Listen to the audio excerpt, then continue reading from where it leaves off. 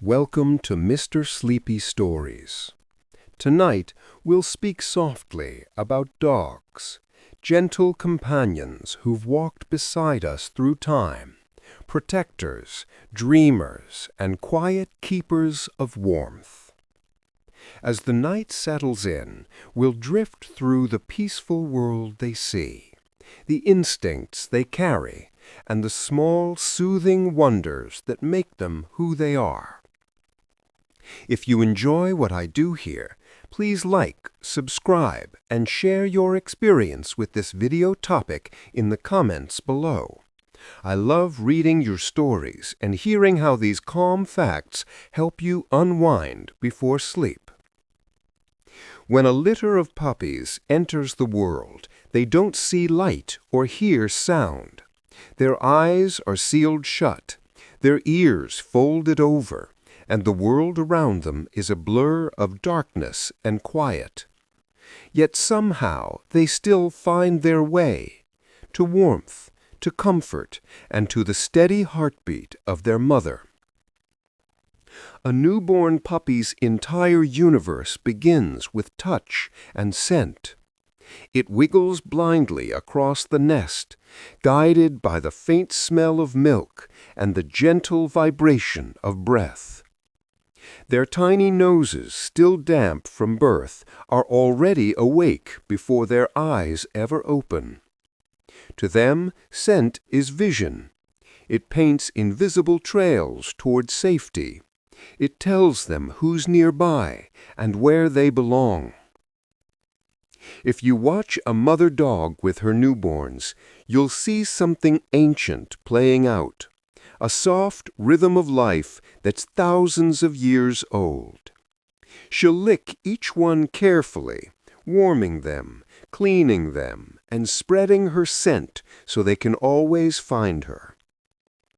The puppies respond by crawling toward her warmth, pressing their noses into her fur, nuzzling until they hear the slow, low thump of her heart. That sound becomes the first comfort they ever know. There's a reason nature keeps their eyes closed for the first 2 weeks. In those days, their tiny brains are still wiring themselves, growing stronger in safety. Light and sound would overwhelm them too soon.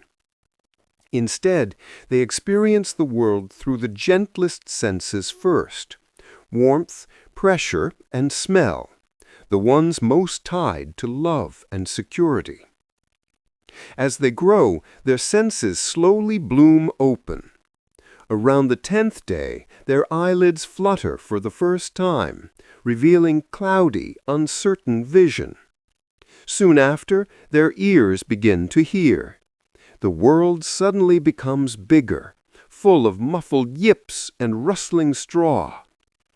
But even then, they keep close to the smells that raised them. And that never really changes. Even adult dogs carry those early imprints. When a grown dog curls against your leg, it's chasing that same memory of warmth and safety. When it buries its nose into your clothes, breathing you in, it's not just curiosity, it's comfort. Smell and body heat have always meant home.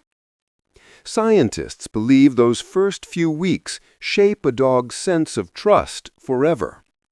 Puppies raised in warmth and gentle touch grow calmer, more confident. Those denied it often remain anxious, always searching for a comfort they never quite found. It's a quiet reminder that the simplest forms of love, warmth, presence, scent, matter more than words ever could. So when your dog settles beside you tonight, sighing softly before sleep, it isn't random affection. It's something older, something instinctive. A small creature remembering its very first lesson about the world, that safety has a smell, love has a temperature, and home can be found in the rhythm of another heartbeat. When a dog curls up beside you, maybe pressing its back against your leg or resting its chin on your arm. Something invisible begins to happen. Inside that small, warm chest, its heartbeat gently slows. It's not slap, it's trust. A quiet, physical sign that in this moment it feels completely safe. Scientists studying canine heart rhythms have discovered that dogs experience measurable calm when lying near someone they love. Their pulse drops, their breathing evens out, and tiny muscles in their face relax. The same biological reactions humans have when they feel secure. It's not just comfort, it's chemistry. Oxytocin, the so-called bonding hormone, rises in both of you. You relax, your breathing steadies, and your dog's heartbeat mirrors yours. It's a language older than words. Long before humans could build houses or name emotions, our ancestors sat beside campfires with their first companions, wolves that learned what peace felt like beside us. Over time, that bond became instinct. To a dog, lying next to a trusted human is like returning to the pack after a long hunt. It means safety. It means warmth. It means no danger tonight. If you've ever felt your dog sigh against you, that soft exhale that feels almost human, that's the sound of letting go. Their body eases into yours, their pulse slowing with every breath you take.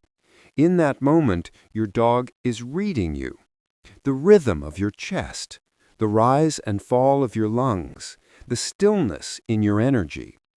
And the calmer you are, the more their body mirrors it back.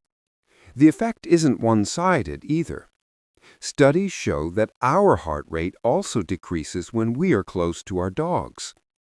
Touching their fur, feeling that gentle breathing, it tells your nervous system the same thing. You're safe. The two heartbeats, different in tempo and size, slowly begin to fall into sync. It's quiet magic written into biology. There's something beautifully circular about that. We calm them, they calm us. No words, no lessons, no training. Just a simple loop of safety between two species that decided long ago to trust each other completely. When your dog follows you from room to room, it's not just habit. It's that invisible heartbeat thread tugging them toward you. When they settle at your feet, their heart slowing. It's a small ceremony of belonging. They are, in that moment, exactly where every instinct says they should be, beside the one they trust. So the next time your dog drifts off next to you, and you feel that steady breathing brush against your skin, know that something profound is happening. Two hearts, once wild and separate, are quietly finding rhythm together, saying, without sound, "I'm safe. You're safe. We can rest now." Some memories live in the nose instead of the mind. For a dog, your scent isn't just a smell, it's a story. Every walk, every laugh, every quiet night you've ever shared leaves a trace of you that no distance or time can erase. A dog's sense of smell is almost unimaginably sharp. Hidden inside that soft muzzle is a labyrinth of scent receptors, around 300 million of them, compared to our 5 million. The part of their brain devoted to scent is 40 times larger than ours in proportion. That's why they can track a single drop of liquid across miles of forest, or follow a trail that's days old. But what's even astonishing is what happens when the scent belongs to someone they love.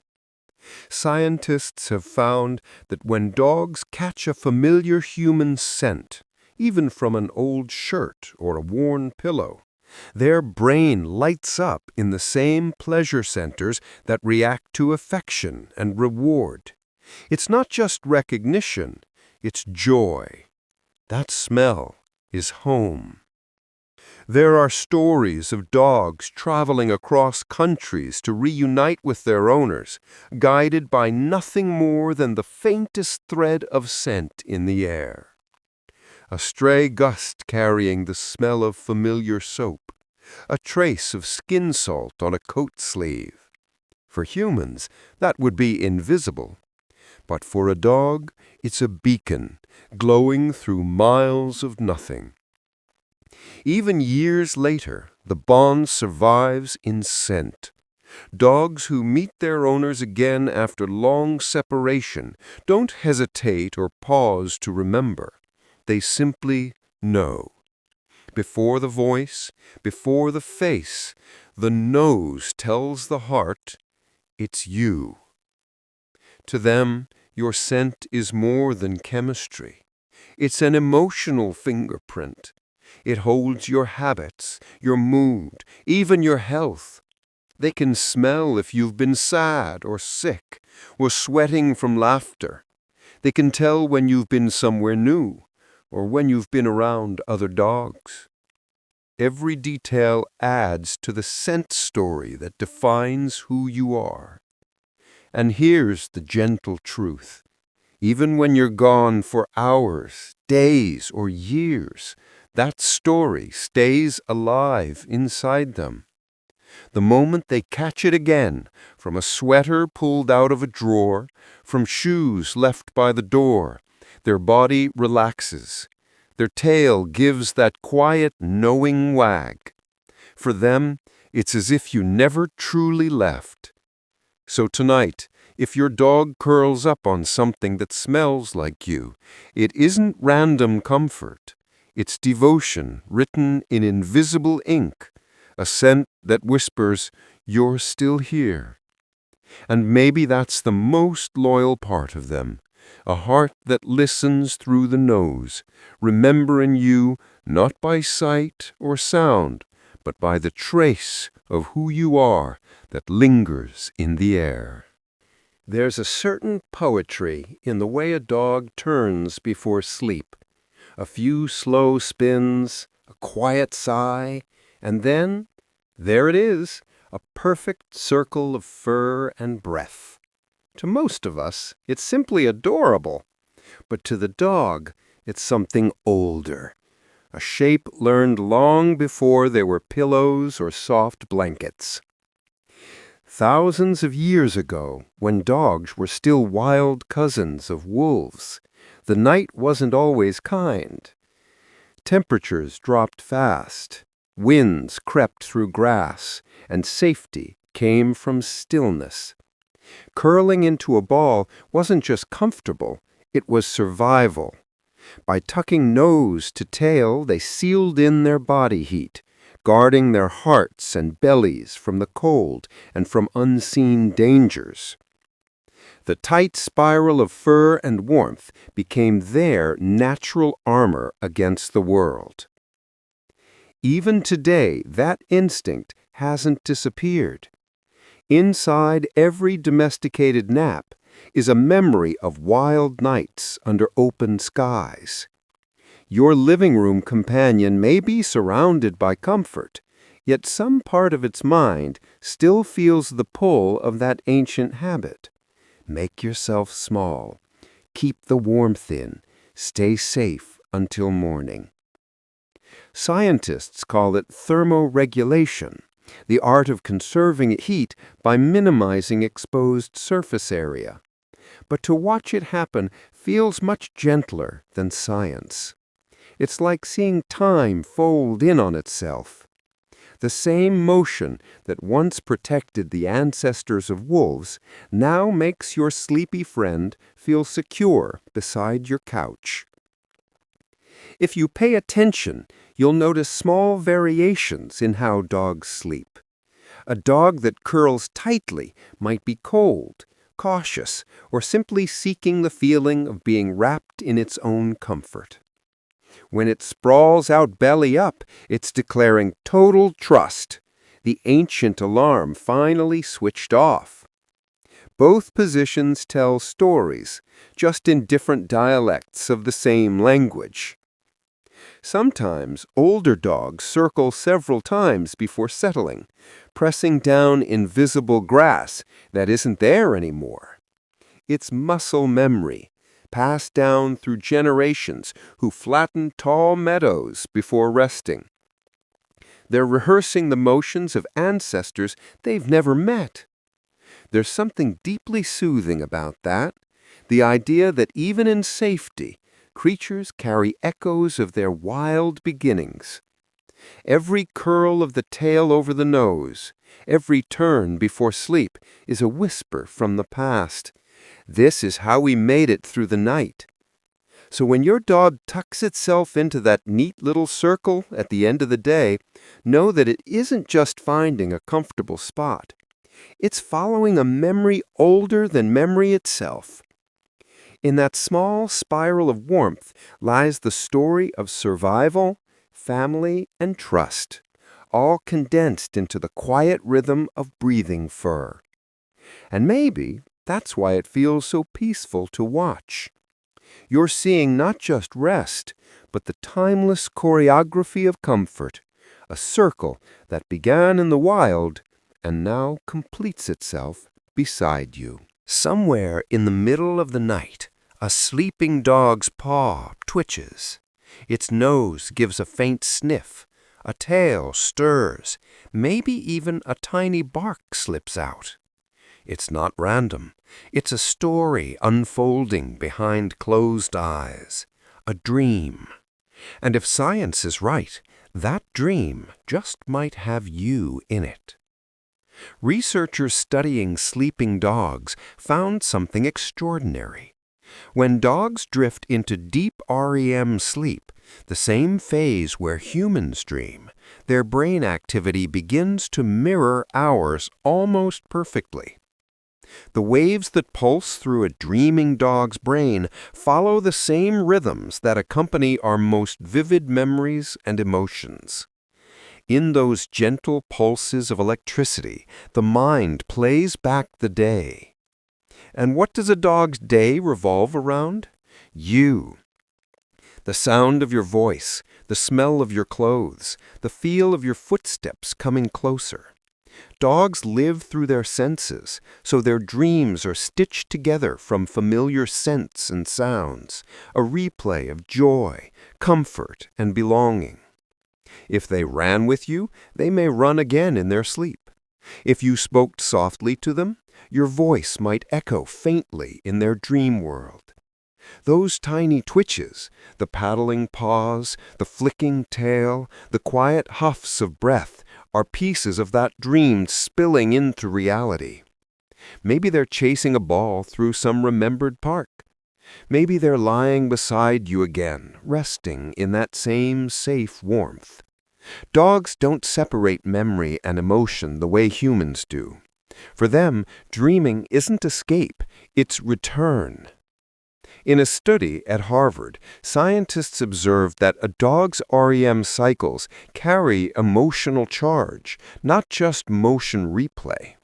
That means when they dream, they don't just see, they feel. The comfort of your scent, the excitement of play, the trust of your presence, all weave into the movie flickering behind their eyes. There's something quietly beautiful about that. Even in rest, even in darkness, their minds find their way back to you. The connection doesn't pause when their eyes close, it simply drifts into another world. And maybe that's why some dogs let out a soft sigh before they fall asleep, the same sound humans make when their thoughts fade into dreaming. It's a signal to the brain. The world is safe enough to wander now. So next time you see your dog twitching gently in its sleep, try not to wake it. You might just be in the middle of its favorite story, one where every step, every scent, every heartbeat leads back to you. Because for dogs, dreams are not about fantasy or escape. They're about remembering love. Before sleeping, some dogs perform a curious ritual. They wander around the room, nose to the floor, picking up their favorite toy, maybe a sock, maybe something that once smelled like you. One by one, they bring their treasures together in a pile, a small private gathering before the night begins. To us, it's endearing. To them, it's instinct. Long before dogs had homes or toy baskets, their wild ancestors lived by a simple rule: keep the pack close. In a world without walls, warmth and safety depended on proximity. Wolves and early dogs would nudge their pups or siblings into a tight huddle before lying down. It was both protection and affection, the night's last gesture of care. That same impulse, tucked deep into canine memory, still flickers to life each evening. Modern dogs no longer have a pack of their own species to herd, but instinct doesn't vanish just because the world has changed. So instead, they gather what they have: soft toys, blankets, bits of clothing. They organize their little circle of comfort and then curl into the center, as if guarding something precious. It's the same choreography, just with gentler materials. Breeds with herding heritage feel this pull even more strongly. Border Collies, Australian Shepherds, Corgis, all descendants of working dogs whose purpose was to gather, protect, and manage movement. When night falls, their ancient blueprint whispers, collect, secure, rest. But even dogs with no herding lineage might show this behavior, guided more by emotion than ancestry. To them, the act is soothing. It brings order to the quiet. Sometimes what looks like play is really a kind of meditation. A dog nudging its plush rabbit into place, circling around the pile, then lying beside it. It's expressing security in the only language it remembers.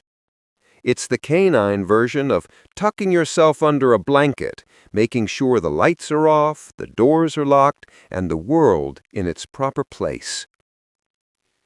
There's a gentle rhythm in the way dogs prepare for rest.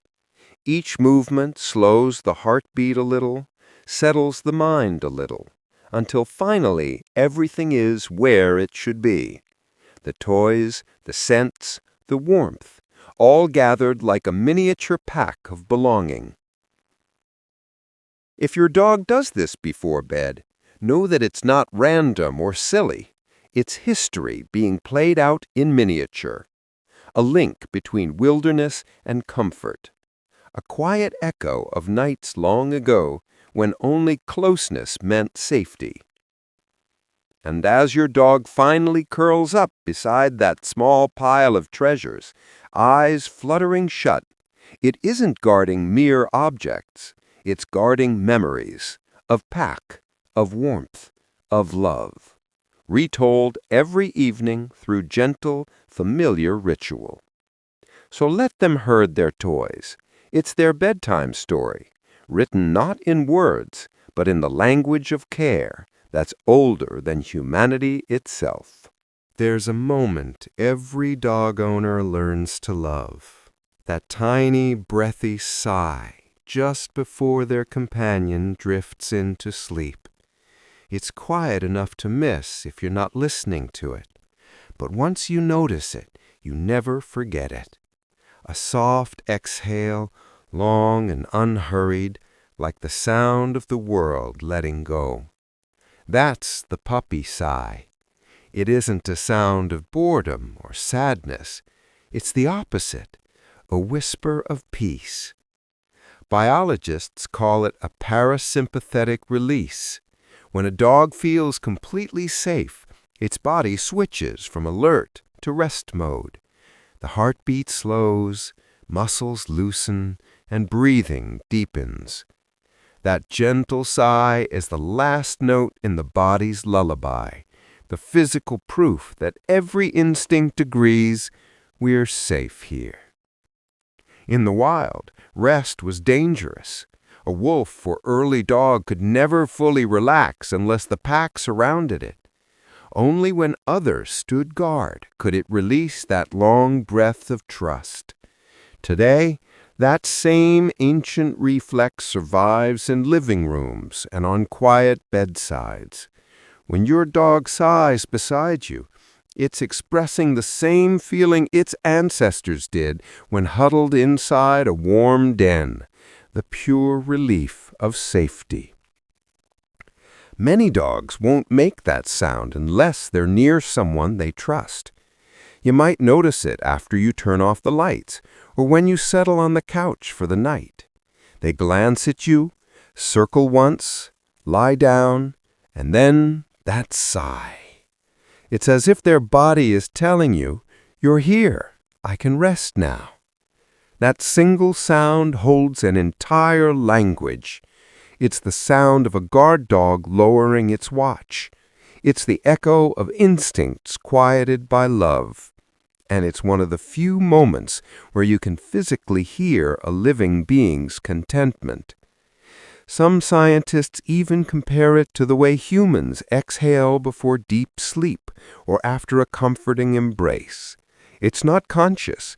It's a surrender to calm. The brain, satisfied that nothing needs protecting, lets the lungs release the last bit of tension trapped from the day. If you listen closely, you might realize you sigh too when you're at peace. Maybe your rhythms match without either of you trying. Maybe that's the secret bond. Two creatures breathing in sync, reminding each other it's okay to relax. So the next time you hear that tiny sound beside you, that soft humph that fades into silence, remember what it means. It's not just air leaving a body. It's trust leaving its guard. It's safe turned into sound.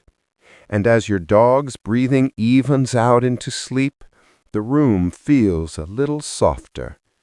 Two beings sharing the same peace, one sighing out relief, the other listening with quiet gratitude. Because sometimes love doesn't bark or wag its tail. Sometimes it just exhales. Sometimes the room goes so still you can hear two sets of lungs working together, one a little faster, one a little deeper, until slowly they begin to match. That's what happens when a dog settles against you and the air between you becomes shared. Without training, without words, their breathing finds yours. Researchers call it entrainment, the natural alignment of rhythms between bonded beings. It's the same phenomenon that makes a mother's heartbeat calm her infant, or how close friends unconsciously fall into step while walking. For dogs and their humans, it happens most often in moments of rest. A heartbeat felt through a blanket, a chest rising against a paw, signals exchanged not through language, but through biology. When your body slows down, your dog's nervous system senses it. Their own heartbeat drops to meet yours. Their breath shortens or lengthens to echo your pattern.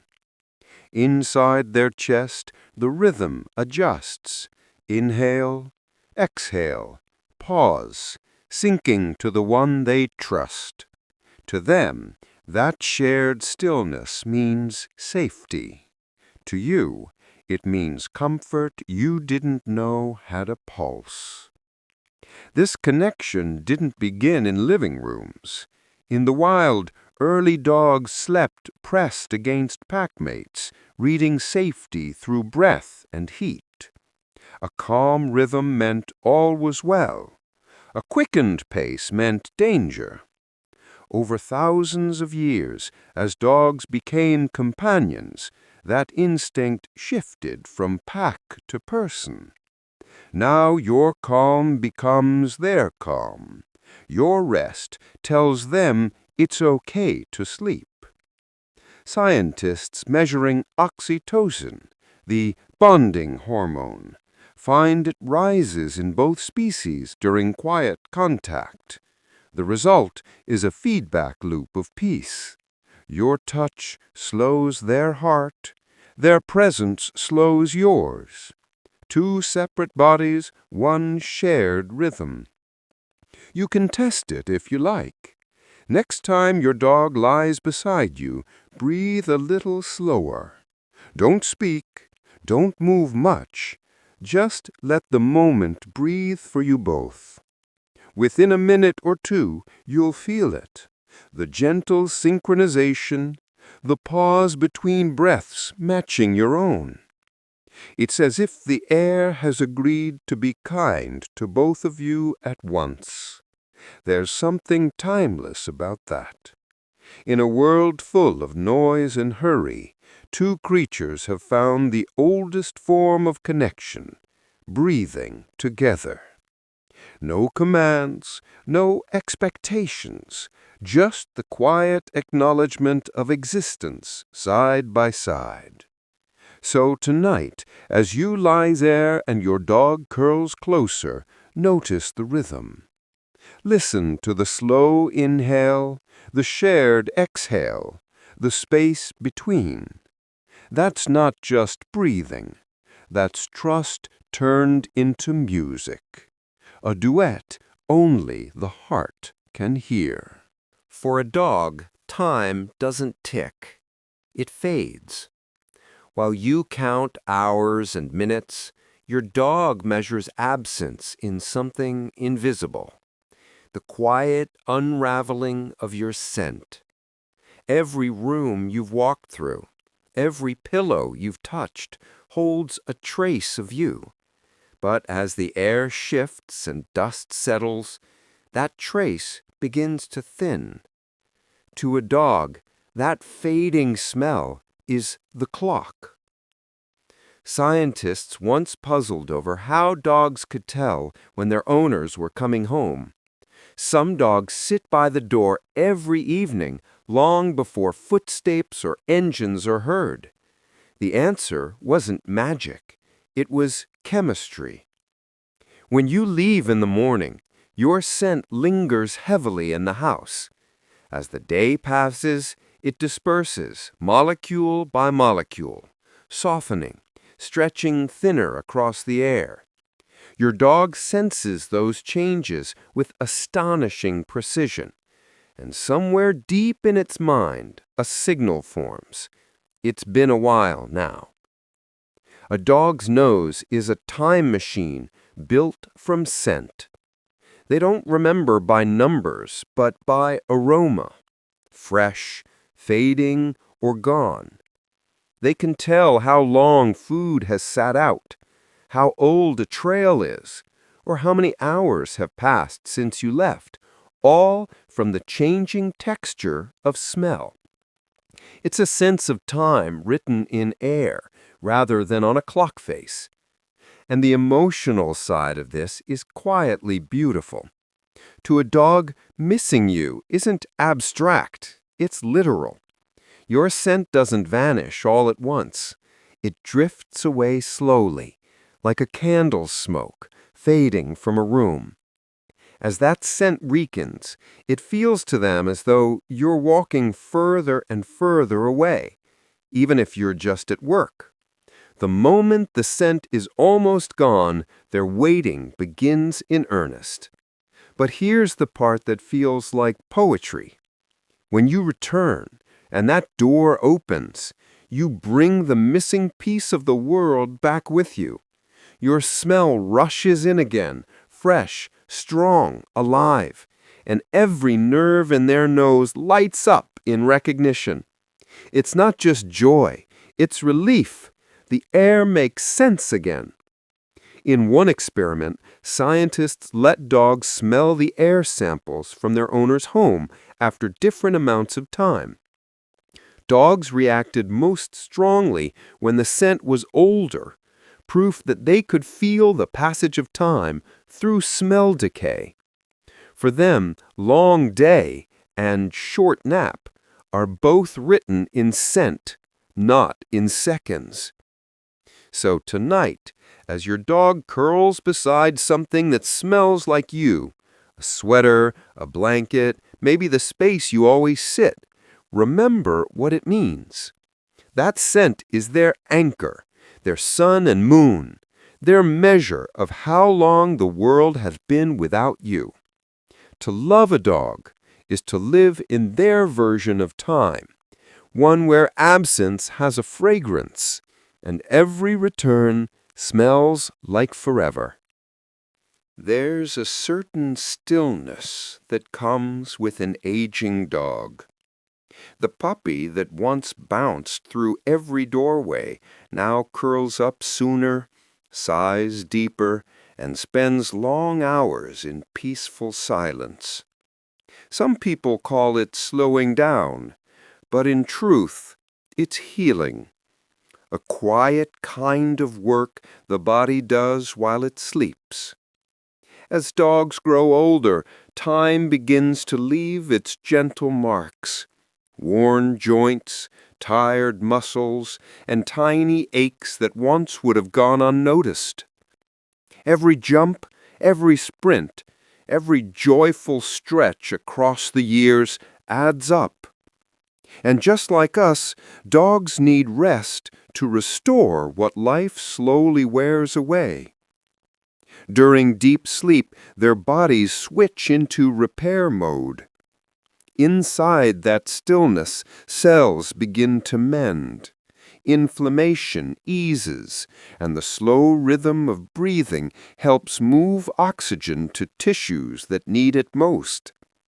Growth hormones, the same ones that once built muscle and bone, are released again, not for growth this time, but for recovery. The body whispers, "Let's fix what's tired." That's why older dogs nap more often and for longer stretches. It's not laziness or boredom. It's nature's medicine, a cycle of rest, restoration, and renewal. When they lie still, their joints soak in the calm the way dry earth drinks rain. Even short naps throughout the day help relieve pressure, keeping their bodies flexible for one more walk, one more wag, one more stretch into the sunlight. It's easy to miss how purposeful that rest really is. We see a sleeping dog and assume the world has grown smaller for them. But inside that sleep, so much is happening. Every deep breath smooths the edges of pain. Every slow heartbeat tells the bones and muscles to soften. In those quiet hours, the body is working to stay whole. Comfort makes this process even stronger. A soft bed, a warm blanket, or the familiar sound of your voice nearby can deepen their rest, easing tension they didn't know they carried. The more secure they feel, the deeper their body dares to relax. Even your presence, that shared warmth and scent, helps lower their stress, letting sleep become true healing.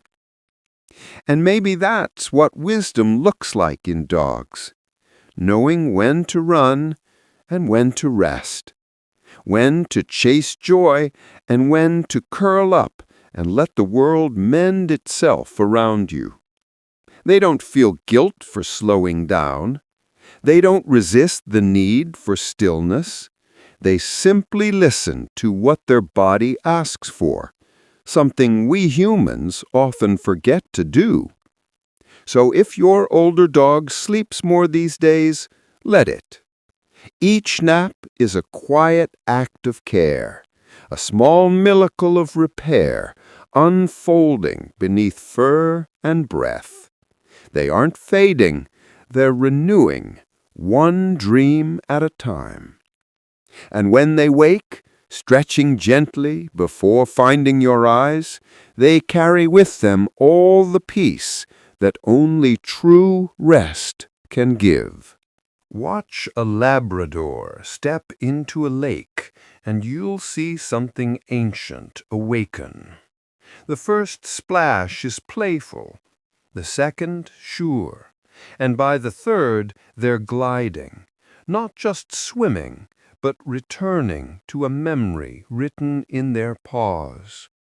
Beneath that fur, the skin between their toes stretches like a soft fan, spreading wide with each stroke. It's not an accident of design, it's ancestry.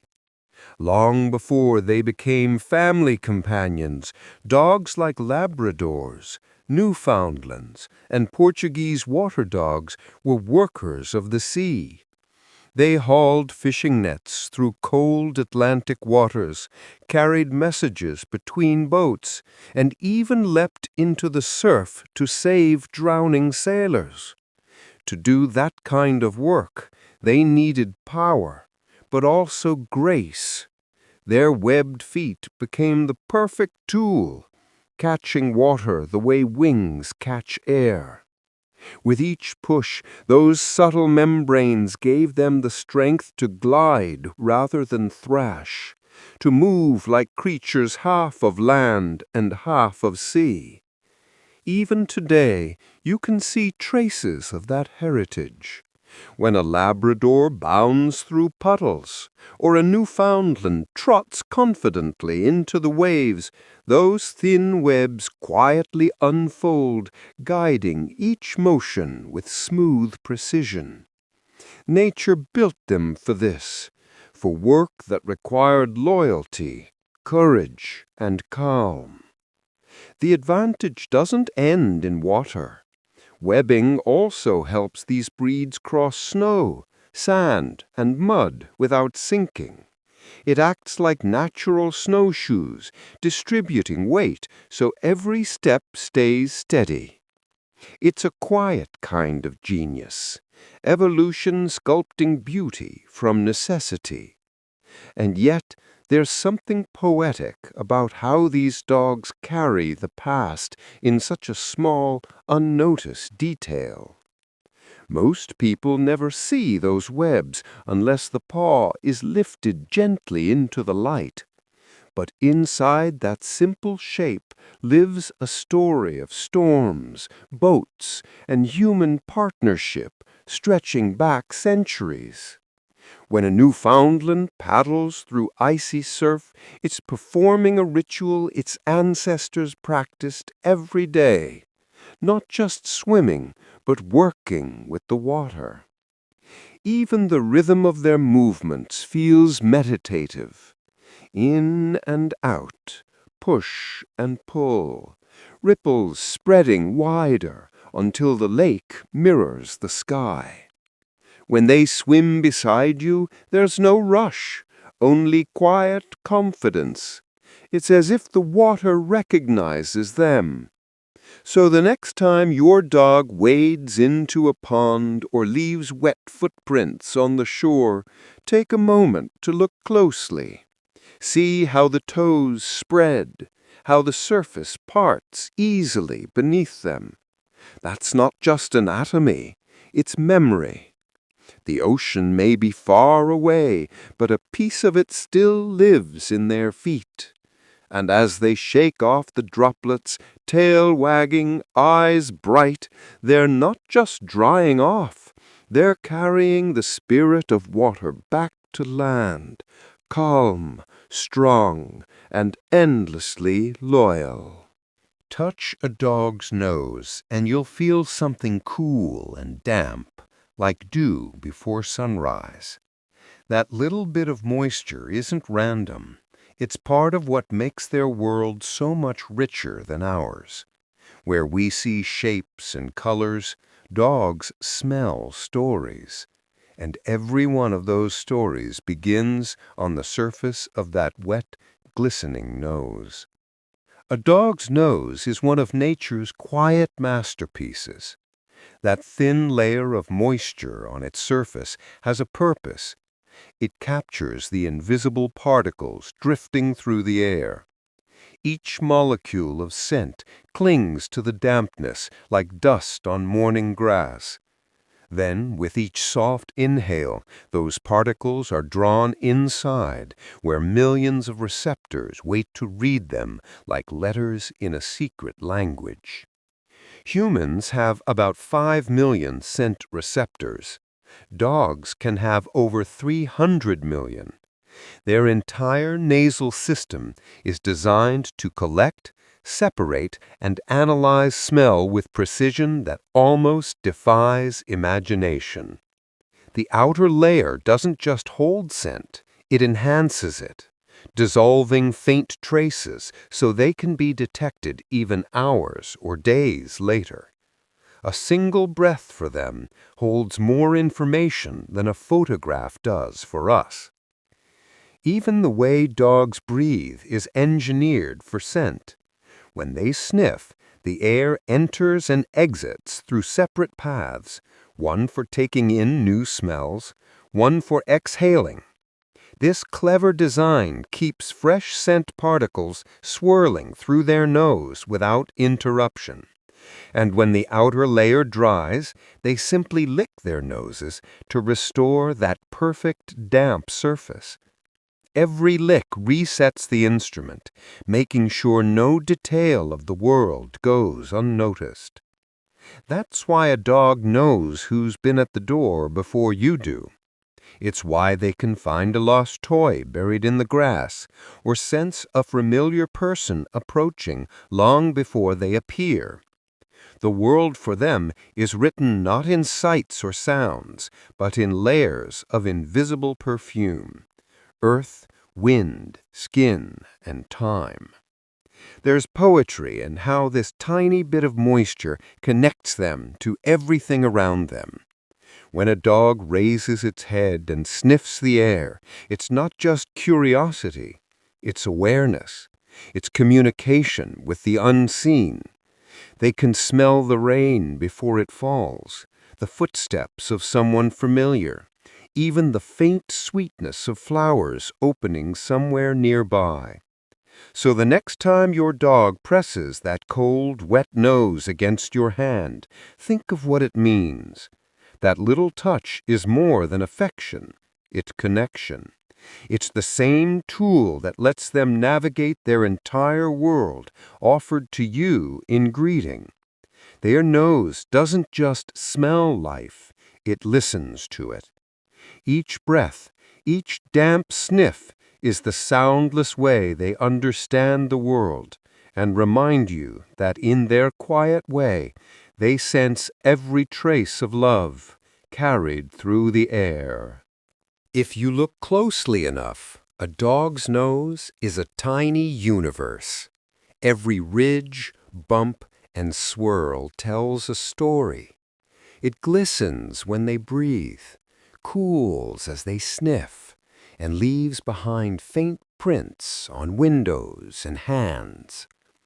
What most people never realize is that no two of those prints are the same. Each dog carries a signature written in texture, a pattern as unique as a human fingerprint. Under the soft moisture of the surface, the skin of a dog's nose is a landscape of ridges and valleys.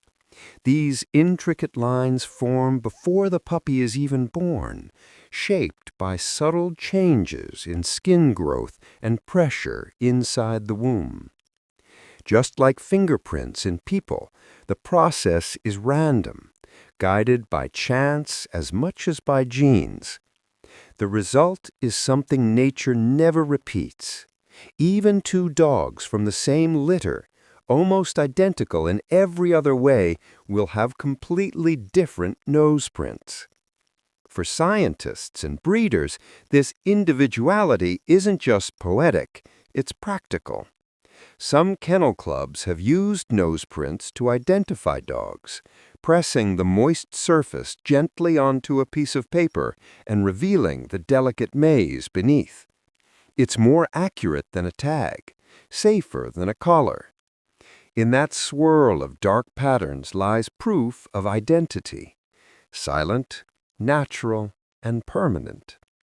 But beyond the science, there's something quietly beautiful about the idea itself, that each time your dog presses its nose against your palm, it's signing its name in scent and warmth, a personal mark shared only with you, invisible to the eye, but known by the heart. The nose isn't just a tool for smell, it's a story of individuality hidden in plain sight. The same nose that guides them through rain and sunlight, that recognizes your scent from across a field, also carries this secret fingerprint. It's a perfect symbol of how dogs live, every one shaped by instinct and biology, yet still entirely their own. Next time your dog nudges your hand before sleeping, know that you're touching something truly singular, the only nose of its kind on earth, quietly breathing beside you. If you've ever buried your face in a dog's fur, you know that smell. Faintly warm, earthy, and familiar. It's the scent of home, though you might not realize how literal that is. Deep inside a dog's ears, near the base of the canal, tiny glands release oils that carry a subtle fragrance. To us, it's nearly invisible. To them, it's identity. It's peaceful. Every dog has a slightly different version of this scent. It's formed by a mix of oils and microscopic secretions from small sebaceous glands. Together, they create a signature aroma that no two dogs share, their own natural perfume, made by the body, for the body. When they rest, groom, or curl into sleep, that scent surrounds them, calming the instincts that once kept their ancestors alert through the night. In the wild, scent was everything. Packs identified each other not by sight, but by smell. A familiar scent meant safety, a signal that everyone was accounted for, the world in order. A strange scent meant caution, even danger. So that faint ear gland aroma became more than just biology. It was communication. It told each dog, this is who I am, and this is who belongs with me. Modern dogs still respond to it, though the reasons have softened with time. When a dog folds its head onto its paws or nuzzles into another dog's ear, it's often inhaling that soothing smell. It's an unconscious ritual of reassurance, like pulling a blanket a little closer. The scent reminds them that they're safe in their own skin. Some scientists describe it as olfactory self-recognition, the idea that dogs, like us, draw comfort from the scent that represents them. When they come home from the park or settle beside you after a long day, that quiet, warm fragrance of their own ears tells their nervous system you've returned to your place in the world. Even the act of scratching behind their ears, that favorite spot they always lean into, helps release a hint of that scent. It's why your touch there often earns a slow blink, a sigh, or that soft, leaning weight of contentment. In a way, you're helping them breathe themselves in. You might not notice it, but to your dog, the air around its ears is full of familiarity, a subtle, invisible comfort. It's their heartbeat in scent form, constant and personal. So tonight, when your dog nestles beside you and you catch that faint, warm smell of fur and sleep, remember what it means. It's not just an odor, it's memory, identity, and peace, the perfume of safety that follows them everywhere, whispering softly, "I'm here, I'm me, and I'm home." There's a moment every dog owner knows. You're speaking softly to your dog, and suddenly its head tilts to one side. The ears perk up, the eyes grow wider, and for a second it looks as though they're truly trying to understand every word. It's such a simple gesture, yet it feels so human, like they're listening not just with their ears, but with their heart. That head tilt isn't random. It's actually the body's way of fine-tuning hearing. Dogs' ears are shaped to catch sound from specific directions, and when they tilt their head, they're adjusting the angle of those outer flaps, called pinnae, to better locate the source. The movement helps them separate your voice from background noise, focusing on the tones that matter most. But here's where it becomes extraordinary. Dogs aren't just hearing sounds, they're hearing feelings. Studies from canine behavior researchers show that dogs react differently to emotional speech. They can distinguish between happiness, sadness, excitement, or calm simply by the pitch and rhythm of your voice. When they tilt their head, they're trying to match what they hear with what they already know about you, your expressions, your energy, your mood. Some scientists also believe the head tilt helps dogs see better. Because their muscles can partially block their vision, turning the head gives them a clearer view of your face, letting them combine what they hear with what they see. It's like adjusting a camera focus, aligning sound and sight into one clear emotional picture. And then there's the unspoken bond. Over thousands of years of companionship, dogs learned that humans adore that tilt. We smile, we coo, we soften our voices when they do. So part instinct and part empathy, the behavior became a bridge, their way of showing attentiveness and connection. They've learned that turning their head slightly is how they can speak without words. When you tell your dog a story or ask if they want to go for a walk, and that head leans sideways, you're watching communication evolve in real time. They're not just hearing what you say, they're decoding how you feel. Your tone becomes their translation. It's humbling, really, that an animal can care that much about understanding us, that somewhere inside that simple motion lives a deep desire to connect. A dog doesn't tilt its head for noise, it tilts it for you. So next time you see that familiar sideways glance, pause for a moment. Let the silence stretch.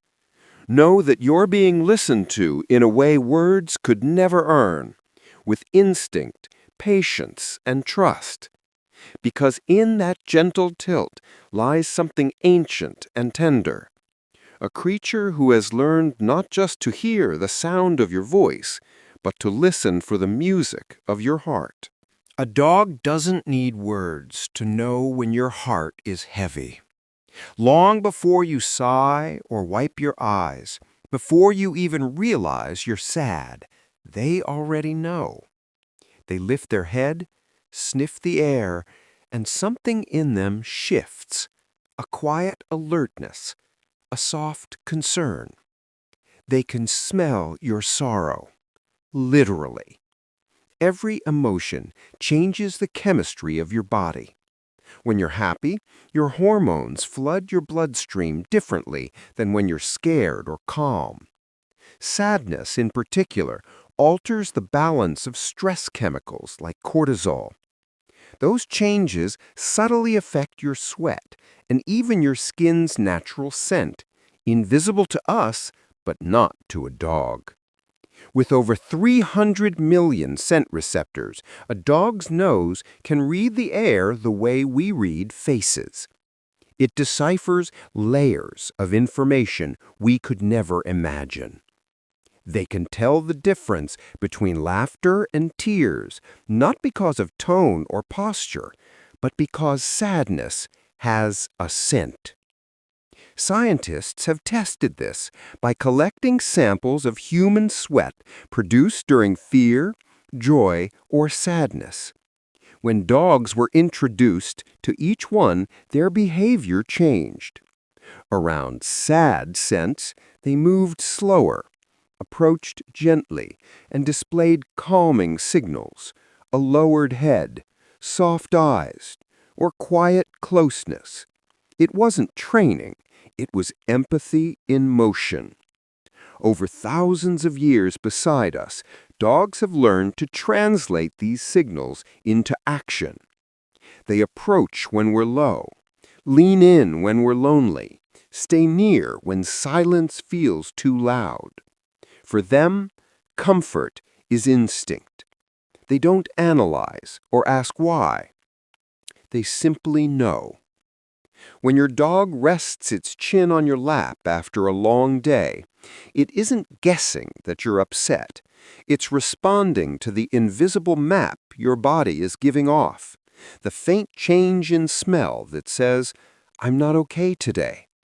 And their answer every time is presence. No words, no noise, just warmth.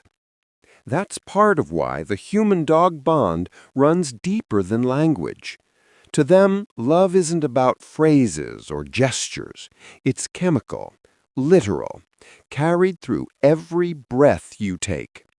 The air between you carries your story, and they read it like poetry.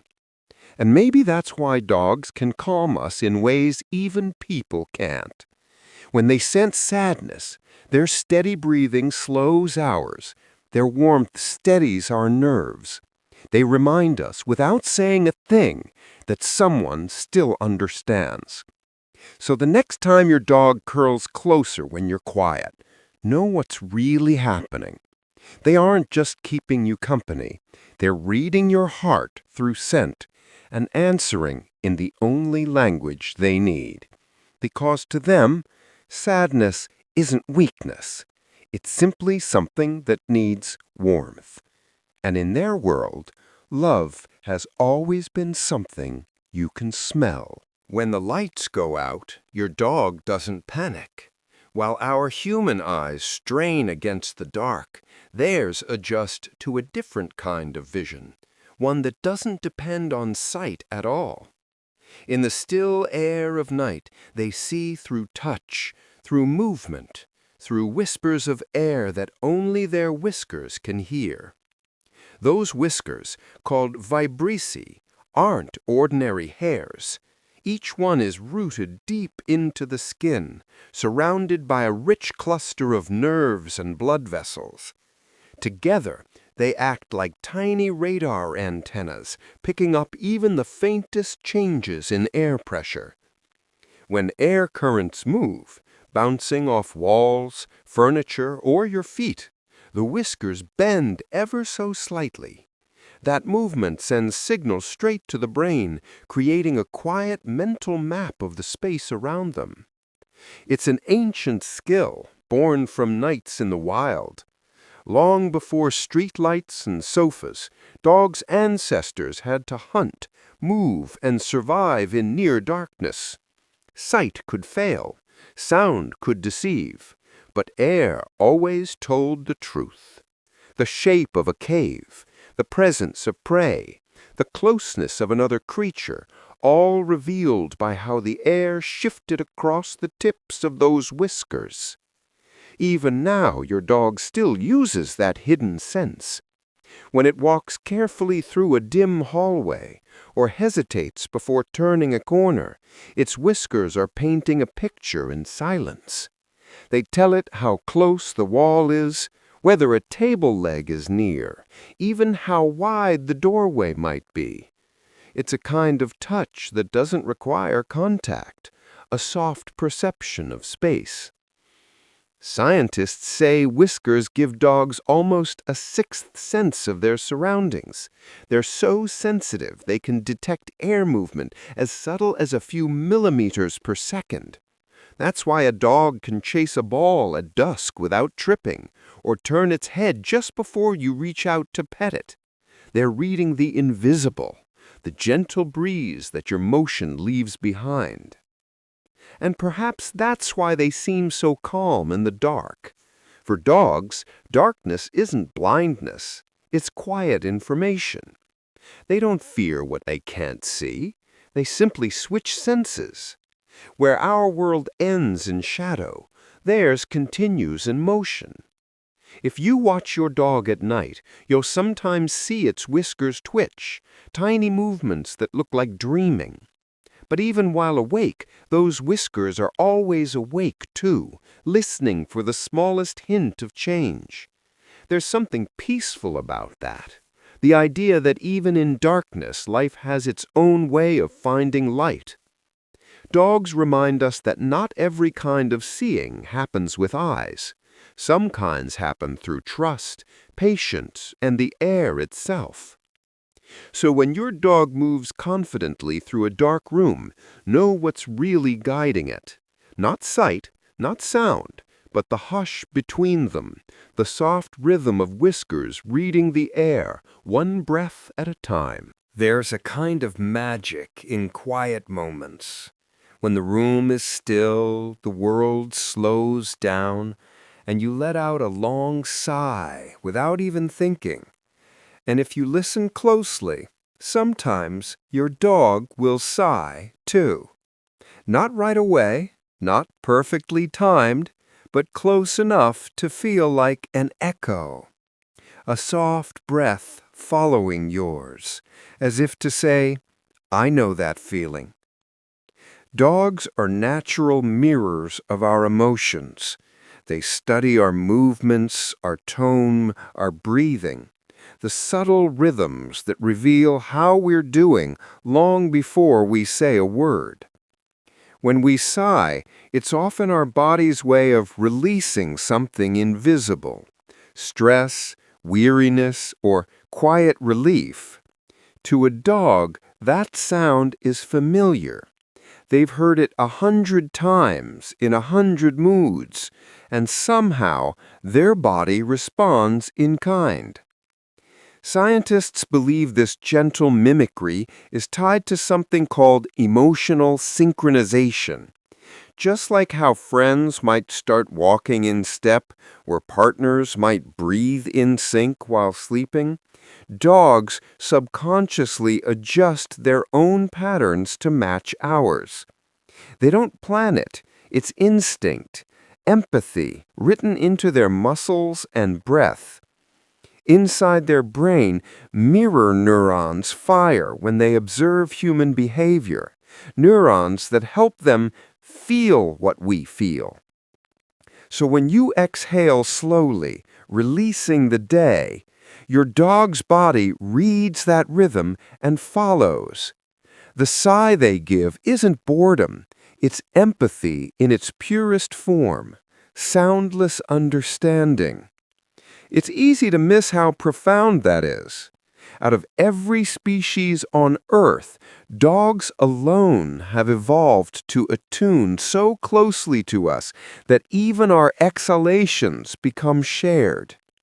When you sit on the couch after a long day and your dog settles beside you, it's not just keeping company, it's harmonizing, body to body, mood to mood. You can test it in your own quiet way. Take a deep breath beside your dog, then let it out softly. Watch the chest rise, then fall. If you're lucky, You'll hear that faint sigh a few seconds later, like the world's gentlest duet. It's small, but it's real. Over time, these moments weave the silent language between you. Your dog learns that your calm means safety, your stillness means peace, and when you sigh, it's a signal that the day is done, the noise is over, and it's okay to rest. So tonight, if you sigh and hear that familiar soft breath follow, don't brush it off as coincidence. It's not imitation, it's companionship. A quiet, faithful heart reminding you, I feel you, I'm here, and we can let go together.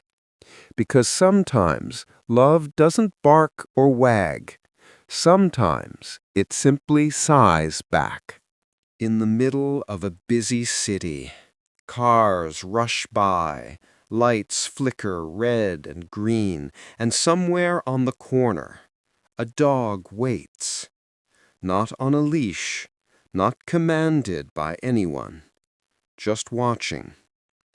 The crowd begins to move, and only then does the dog step forward, crossing neatly among the people. No panic, no hesitation, just quiet timing.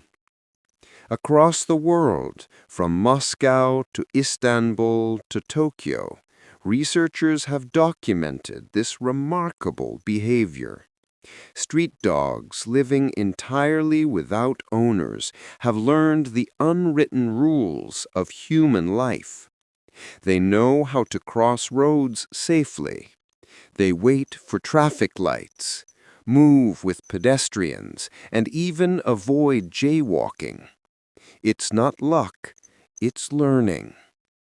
Dogs are extraordinary observers. They read gestures, tones, and rhythms the way we read signs. In crowded cities, these stray dogs have watched humans for generations.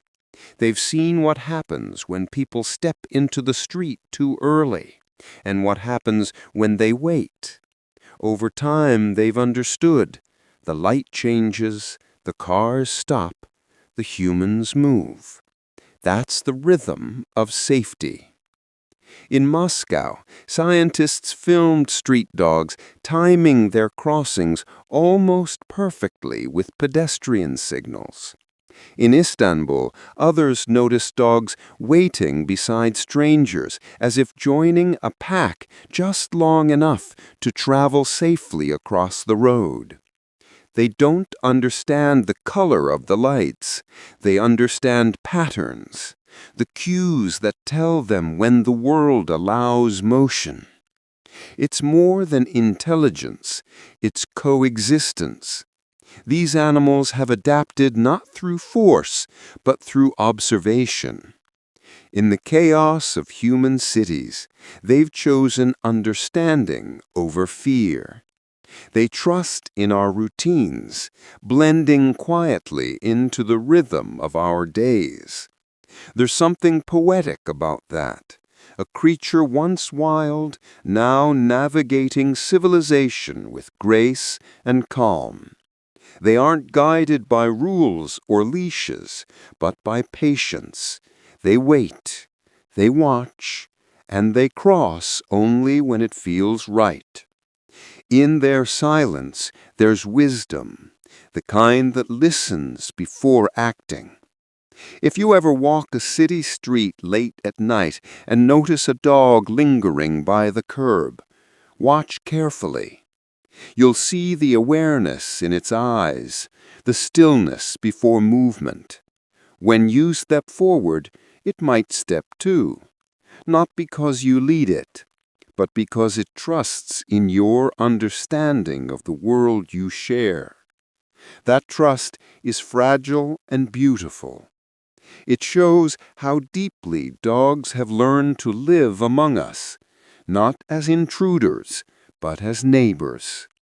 They've learned our language without words, our timing without clocks. So the next time you see a dog waiting patiently at a crossing, think about what that moment really means. Intelligence shaped by observation, survival built on peace, and a silent reminder that wisdom doesn't always bark or beg. Sometimes it just waits for the light to change. Every time your dog walks across the floor, something invisible happens. With each soft step, tiny glands between their paw pads release faint chemical messages, little traces of scent, too subtle for humans to notice. To us, it's just a walk. To them, it's communication. It's comfortable. Those glands produce pheromones, natural chemical signals that carry emotion and identity. When your dog moves through a room, the scent trails behind them, a quiet reminder to their own senses, I've been here. This space is mine. It's safe. In the wild, that trail served many purposes. Helping packmates follow one another, guiding stragglers home, and marking boundaries without ever needing to bark or fight. But even for the dogs that live peacefully in our homes today, the instinct remains. You'll see it when your dog circles before lying down, or paces a little before finally curling into a ball. They're not restless. They're laying down invisible comfort, reinforcing their scent, so that when they rest, the air already smells like safety. The science behind it is quiet but beautiful. Each paw pad has sweat glands mixed with sebaceous or oil glands that release those pheromones. The combination creates a personal signature scent unique to every dog. Other dogs can read it like a story. Who passed by? How long ago? Even what mood they were in. For them, the world is full of these invisible footprints. Imagine walking through a forest where every step leaves a piece of your warmth behind, a trail that tells your friends where you've been and reminds you of home when you return. That's what it's like for dogs. Every surface holds memories they can smell. A path walked yesterday, a nap spot loved for years, a doorway that always leads to you. This scent marking isn't dominance, it's reassurance. Dogs mark not just territory, but emotion. A place scented with their own pheromones feels familiar, and familiarity feels safe. That's why they often rest where they've walked most, or why they follow the same paths through the yard. Their comfort is literally mapped by scent. When they walk beside you, their paws mixing with the scent of your skin, your home, and the air, they're weaving a shared trail, a living bond that only they can smell. In their world, that's love. Two presences mingling on the ground, side by side, invisible but unforgettable. So tonight, when your dog settles after a slow circle, paws tucked beneath them, remember what they've just done. They've left a piece of themselves around them, a small declaration to the air, I'm safe, I'm home, I can rest now. It's one of the gentlest truths about dogs. They never really leave just footprints. They leave reassurance, woven softly into the world beneath them. There's a reason it feels easier to fall asleep when your dog curls up beside you. The room grows still, the air turns calm, and somewhere in the dark, You can hear two rhythms slowing together, yours and theirs. What feels like comfort is actually something much deeper. It's your body responding to trust. Scientists have found that sleeping near a dog lowers human blood pressure, slows the heart rate, and eases stress. It isn't just emotional, it's chemical. When you rest beside a creature you love, your brain releases oxytocin, the hormone of affection and safety. That small rush of calm travels through your bloodstream, gently telling your heart, "You can relax now." Dogs feel it too. Their own breathing evens out as they match your rhythm. This shared pattern, the slow rise and fall of chest and breath, activates something called the parasympathetic nervous system, the body's built-in switch for peace. It's the opposite of fight or flight. It's rest and restore. Two species, different in so many ways, but syncing through something as simple as breath. In the wild, sleeping close meant survival. Packs rested together for warmth, safety, and reassurance. Today, that instinct lives on, softened into companionship. When your dog chooses to sleep beside you, it's not a habit, it's trust. And when your body responds by calming down, it's not a coincidence. It's ancient biology remembering what safety feels like. People who share their bed or room with a dog often report lower anxiety and better sleep quality. Some say the sound of gentle breathing helps them drift off. Others feel comforted by the quiet weight at their feet, a reminder that they're not alone. Even studies using heart monitors show the same pattern. The longer a human sleeps near their dog, the slower their heart beats through the night. It's easy to forget how powerful touch and presence can be.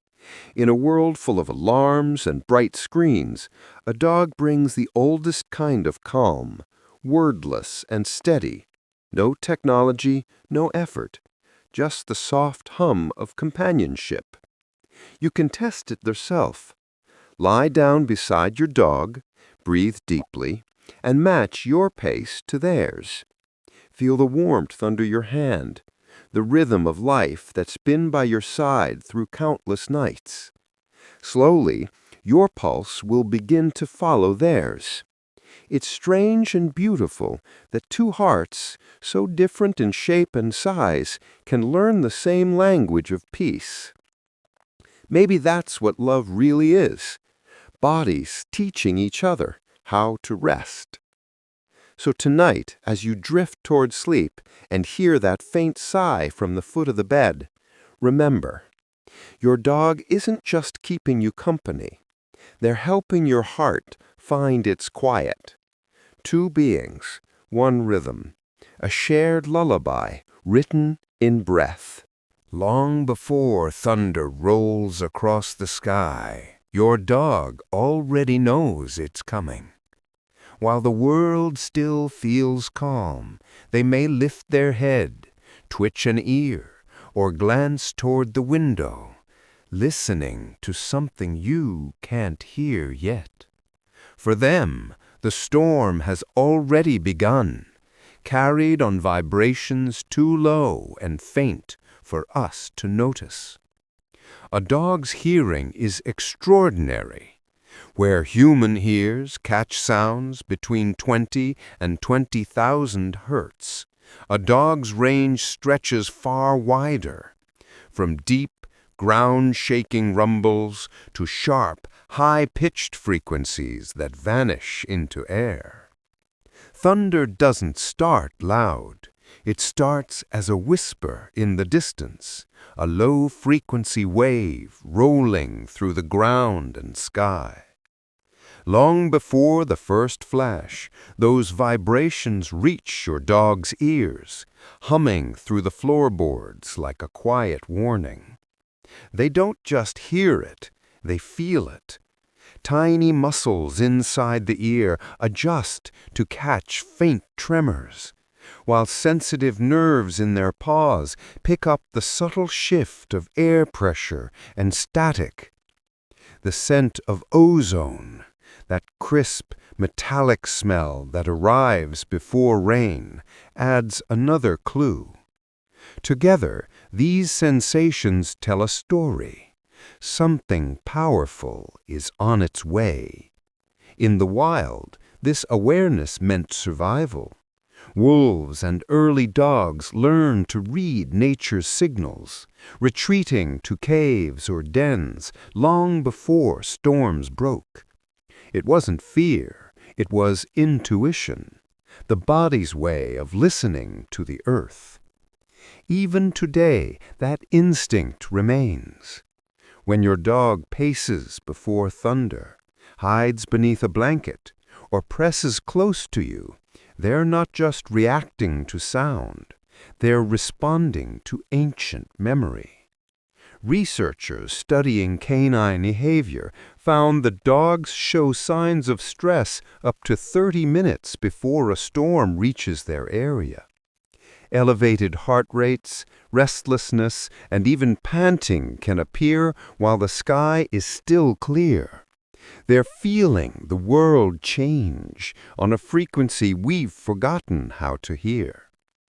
And yet there's something quietly beautiful in that sensitivity. To them, the storm isn't just noise. It's energy, life, and movement. The sky speaks, and they answer. When lightning finally flashes, they already know the rhythm, the pattern, the breath of the weather itself. If your dog seeks you out during a storm, it's because you've become their shelter. In your heartbeat, they find steadiness. In your calm voice, they find grounding against the chaos outside. Their ancient instinct meets your modern comfort, and together you weather it as one small pack under the same trembling sky. So the next time you see your dog stir before a storm, remember, they aren't afraid of the dark. They're simply tuned in to the world's quietest frequencies, listening to the conversation between earth and air.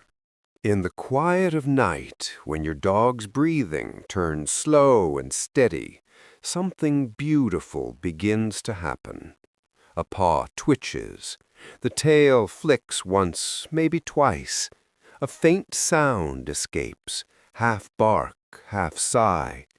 They're dreaming, not of fear or confusion, but of joy. Fragments of memory stitched into soft bursts of sleep. Dogs dream much like we do. Their brains cycle through stages of sleep, moving from deep rest into REM, the phase where the mind begins to replay the day's stories. But while humans tend to dream in long, winding sequences, dogs dream in shorter bursts. Dozens of tiny dreams scattered through the night, each one lasting just a few minutes, bright and fleeting like fireflies in the dark. Scientists studying canine sleep patterns found that the electrical activity in a dog's brain during REM mirrors that of humans, the same flickers of memory, emotion, and imagination. It's as though the mind is taking a quiet walk through the day just lived. For dogs, those walks are full of movement, chasing, running, greeting, playing.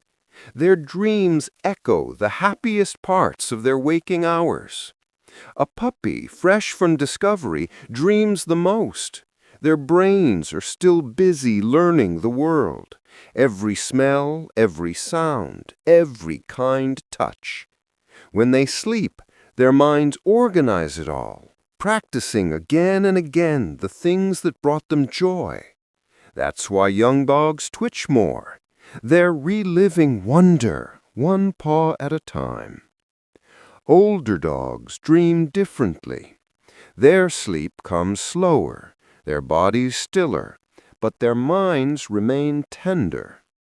They revisit familiar moments, a park, a voice, a face. Scientists believe dogs dream most vividly of the people they love. Your scent, your laughter, the sound of your footsteps, these things weave into the calm fabric of their dreams. In that world behind closed eyes, you're still walking together, still playing, still home. Sometimes when you see your dog's paws move as if running, it's not random muscle activity. It's a story unfolding. The grass is beneath them again. The ball is in the air. The sky is bright. Their tails wag and sleep because joy, even remembered, still stirs the body.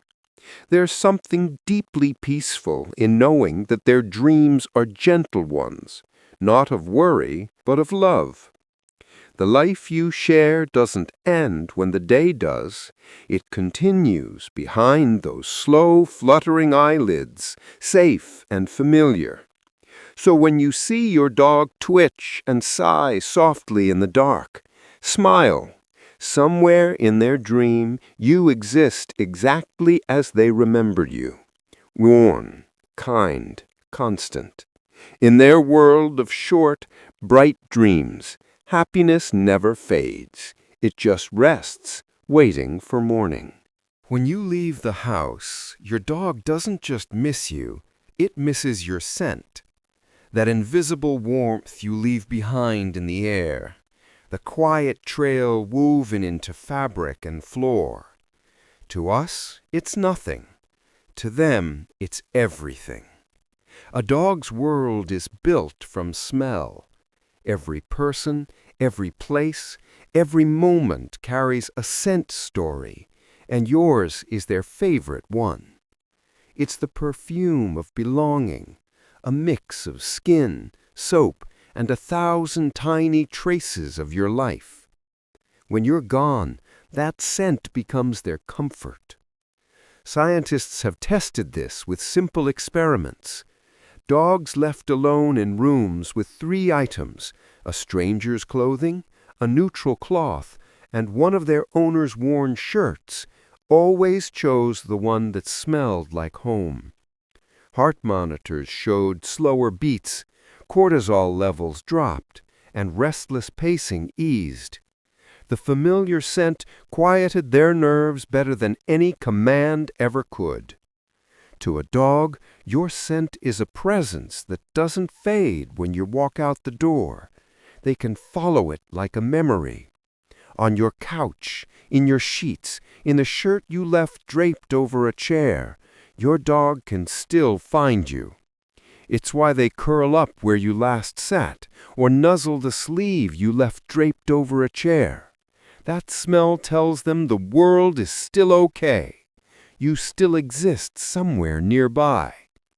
Dogs live so much of their emotional life through scent. What you feel, they can smell. Happiness, calm, fear, or fatigue. And when you leave behind an article of clothing, you're giving them something more powerful than an object. You're giving them invisible reassurance. I'll be back. In their quiet moments alone, they'll bury their nose into the fabric, breathing you in. To us, it's simple. To them, it's a lifeline, a heartbeat made of air. You might think they're being mischievous when they steal your socks or nap on your laundry, but really, they're reaching for comfort the only way they know. Your scent is their tether to calm, their proof of connection, even across time and distance. It's a beautiful reminder that love leaves traces. We carry it in our voices, our warmth, our smell, and they carry it in memory. When you walk through the door again, tail wagging and eyes bright, the smell they held on to comes alive once more, renewed and whole. So the next time you find your dog asleep on your sweater, or nestled against your pillow, smile. They aren't clinging, they're remembering. They're keeping your scent close until the world feels full again. In the language of dogs, scent is love you can breathe. And even when you're gone, that love never truly leaves the room. Run your hand along a dog's back, and you'll feel more than softness. Beneath your fingertips, the fur does not just grow, it flows. Tiny hairs curve, twist, and spiral in invisible patterns, tracing the silent architecture of the body beneath. Each dog carries its own design, written in swirls of warmth and texture. Fur doesn't grow in straight lines. It follows the movement of muscles, the pull of skin, and the quiet choreography of motion. If you could see a dog's coat under a magnifying glass, you'd notice waves and whirls, little spirals of direction where hairs meet and diverge, forming natural pathways across the body. These patterns aren't random. They begin forming while a puppy is still in the womb, shaped by how the skin stretches as the body grows. The result is a living map, a coat that not only protects but also moves beautifully with every step. Some breeds wear their spirals like signatures. The Rhodesian Ridgeback's famous ridge runs along its spine, where two opposing fur directions meet. Border Collies often have subtle whirls on their shoulders, where the fur seems to swirl like wind. And even the simplest short-haired dog hides tiny vortexes of growth, unseen unless you look closely. Scientists call these formations hair whorls, and they appear in many animals, horses, cows, even humans. But in dogs, they take on a special meaning. The fur's spiral helps guide water off the body, smooths airflow, and even prevents skin irritation from constant movement. It's evolution's quiet design for comfort and grace. What's fascinating is how individual these spirals are. Even dogs of the same breed, born in the same litter, will have different fur patterns. Each coat tells its own subtle story, the way hair curves near the chest, the direction it parts near the tail. It's as personal as a fingerprint, though made not of ridges, but of softness. If you ever watch a dog sleeping, you can sometimes see the light catch these patterns, a shimmer of motion frozen in stillness. The spirals follow the rhythm of the body, like ripples in fur that remember movement long after the dog has gone still. There is something soothing in that, the idea that even rest carries traces of motion, that the body keeps its own quiet artistry.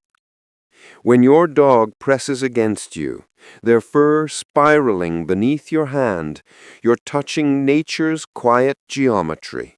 1,000 tiny lines curving in harmony like brushstrokes on living canvas. Every swirl, every wave, every soft ridge is a small echo of the life beneath it, the heartbeat, the warmth, the quiet energy that never really stops moving. So next time your fingers trail through your dog's coat, pause for a moment. Feel the direction of the fur. Notice where it turns, where it flows. You're not just petting softness, you're tracing the design of a story written entirely in spirals. If you've ever watched two dogs meet, you've probably seen it. That sudden dip of the front legs, tail raised high, eyes bright with excitement. It's called the play bow. But what looks like a simple invitation to fun is actually something much older, a symbol of peace passed down through thousands of years of canine language. In that brief gesture, a dog is saying something remarkably clear.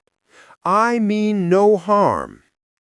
Before the running and the chasing and the joyful barking, they lower themselves to the ground in a kind of playful humility, a physical way of saying, this is friendly. You can trust me. Wolves did it long before dogs ever knew humans. In the wild, tension could turn dangerous quickly. A misread move could spark a fight, even among packmates. So they developed this universal gesture, the bow, as a prelude to play, a way to separate joy from aggression.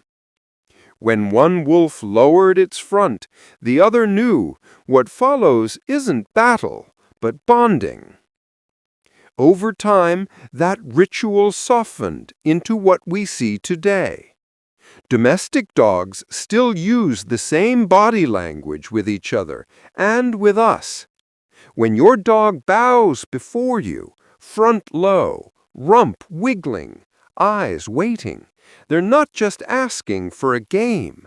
They're reaffirming connections. It's a peace treaty, signed with movement instead of words. Behavioral scientists have observed that even after rough play, chasing, growling, wrestling, dogs often return to the bow, repeating it to remind one another we're still friends. It's one of the clearest displays of empathy in the animal world, a built-in system of fairness and reassurance. That gesture bridges species, too. Many dogs bow to humans the same way they do to other dogs.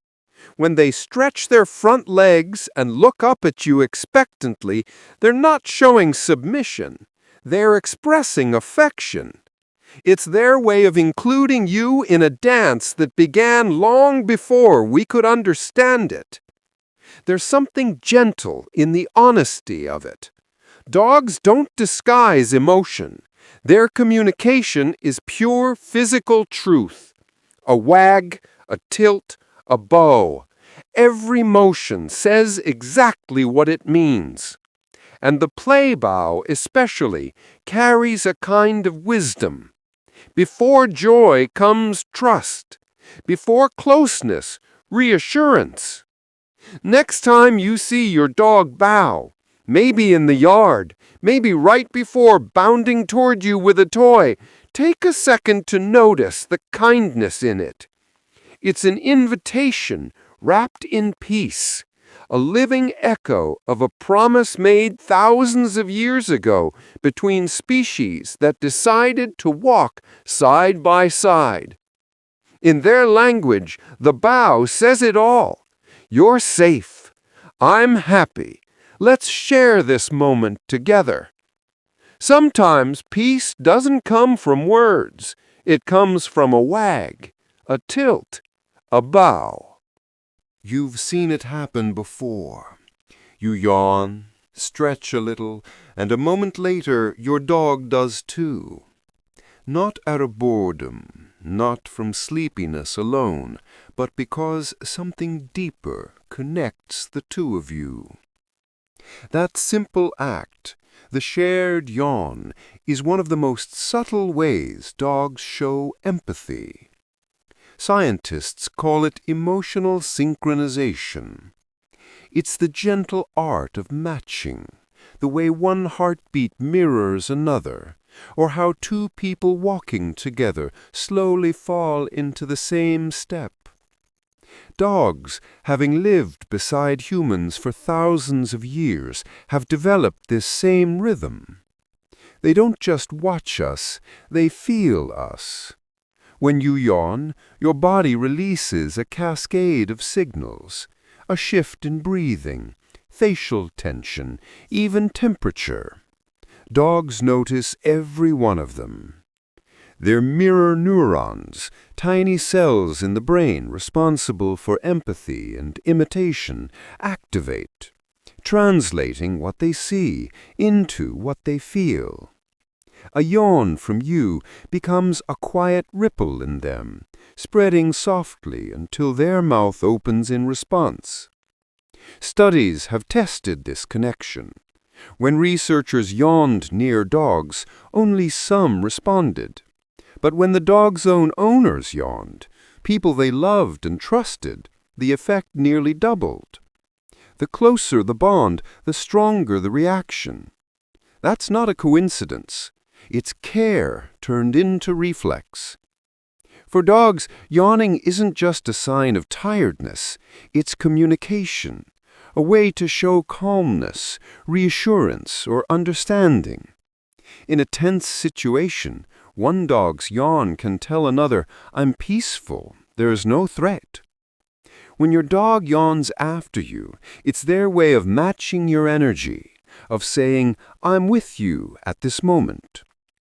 It's strangely comforting to think that something so small carries so much meaning. In a world where words can fail, a shared breath, a mirrored sigh can speak volumes. Your yawn tells your body to rest. Your dog's yawn tells you they're resting with you. Imagine it. You're sitting on the couch, the evening quiet and dim. You breathe out, jaw stretching, eyes softening, and beside you, your dog follows. A perfect echo. Not imitation, but alignment. It's your two nervous systems quietly harmonizing, a duet made of oxygen and trust. Some scientists believe contagious yawning is one of the oldest signs of empathy among social creatures, a silent way to stay connected. In dogs, it's proof of how far love can evolve. From wolves who once hunted together to companions who now sleep beside us, the instinct remains to mirror those we belong to. So the next time your dog yawns after you, don't dismiss it as coincidence. Smile instead. You've just witnessed the simplest form of emotional poetry. A quiet, wordless agreement that says, we're tired together, we're calm together, and in this little world we rest as one. Because sometimes love doesn't speak, it just breathes and yawns in sync. When a dog is at peace, the world softens around them. Their breathing slows, their eyes grow warm and heavy, and if you reach out your hand, you might notice something small. Their nose, cool and damp, brushing gently against your skin. That chill isn't just comfort, it's the body's quiet sign of happiness. A dog's nose is a remarkable instrument. It's one of the most temperature-sensitive parts of their body, alive with blood vessels, nerve endings, and moisture that help regulate heat. When a dog is alert or anxious, blood flow to the nose increases slightly, warming it. But when calm takes over, the opposite happens. The blood vessels relax, and the nose cools, sometimes dropping by just a degree or two. Scientists at Lund University and Utwas-Loren University used thermal cameras to study this phenomenon. They found that when dogs were content, focused, or affectionate, their nose temperature dropped subtly, like a physical sigh. It wasn't a coincidence. It was biology reflecting emotion. That cool nose pressed against your arm or palm is more than a greeting. It's a thermometer of peace. It tells you that your dog feels safe, that the world, for this moment, carries no threat. Their body has let go of tension, and in that relaxation, their temperature shifts toward calm.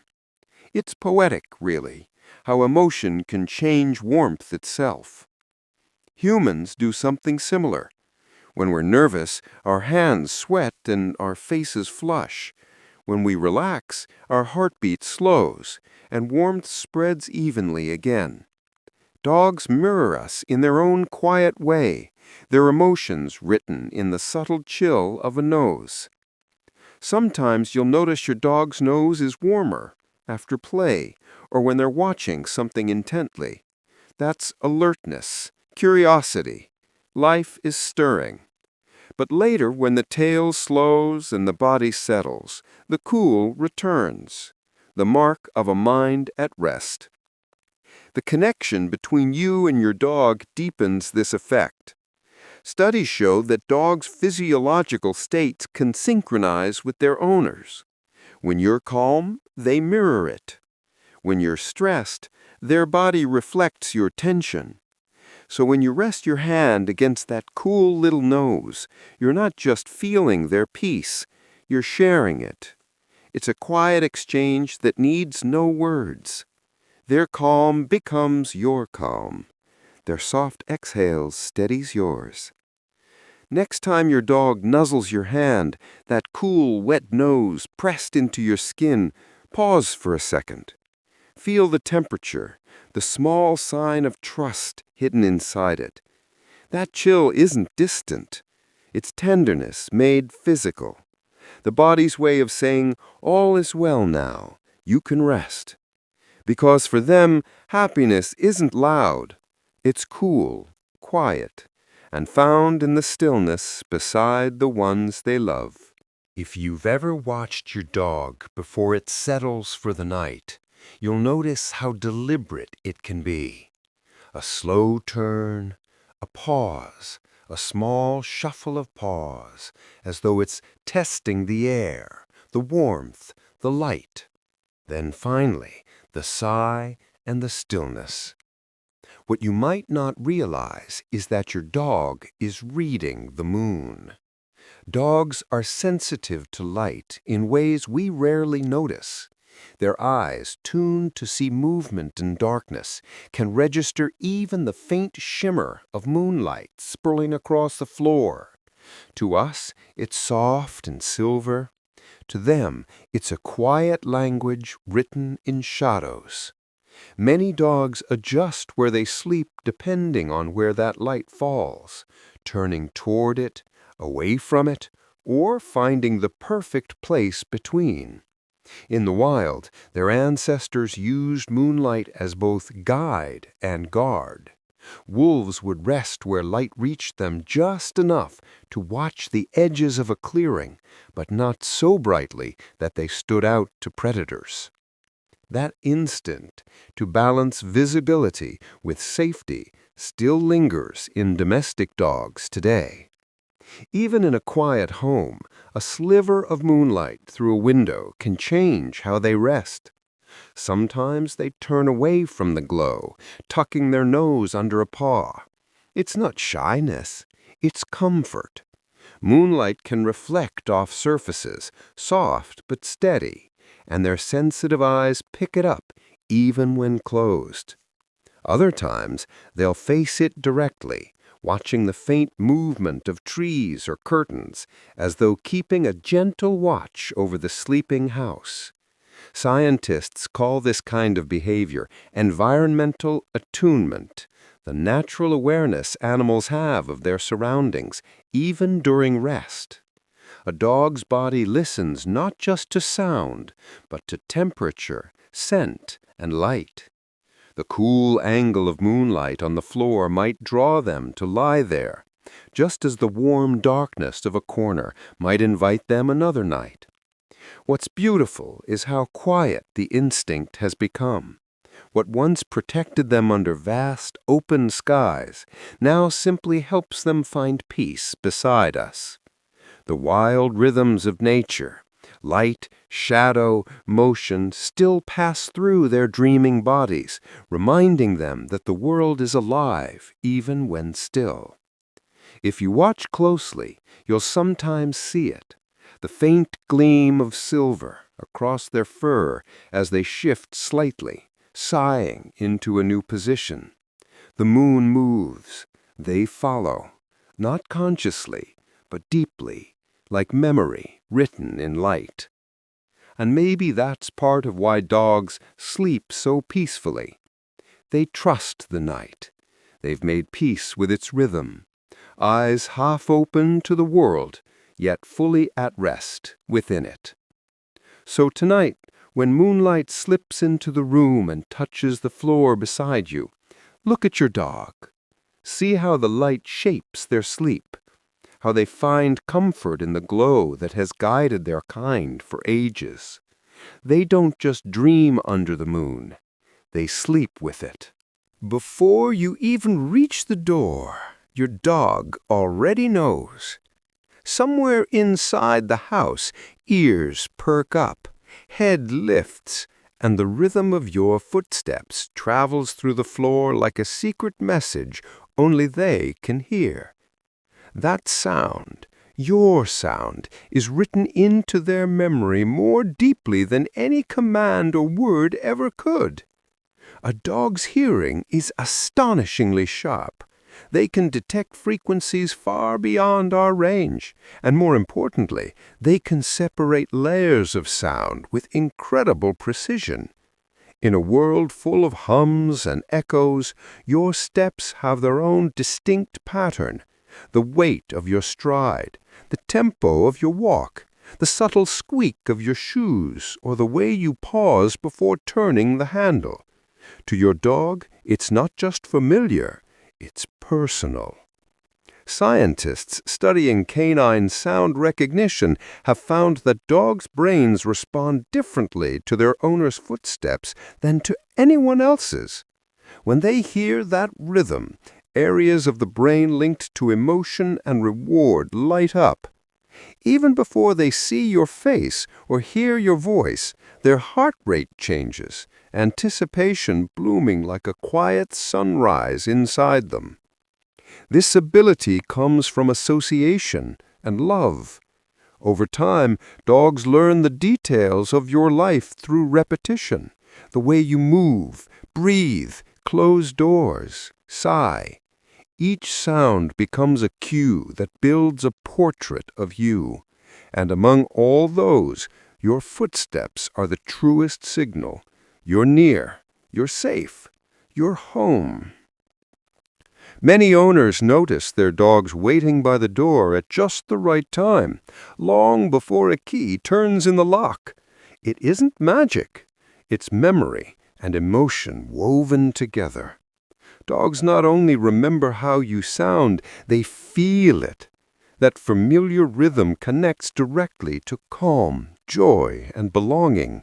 It's the music of reunion. Even dogs separated from their owners for years have been known to recognize that sound instantly upon hearing it again. The moment those first steps echo down a hall, something inside them stirs, an instinct that has waited, faithful and unbroken. No matter how much time has passed, the body remembers what the heart never forgot.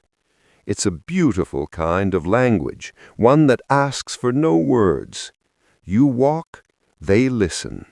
The world hums with noise, but that one rhythm always cuts through.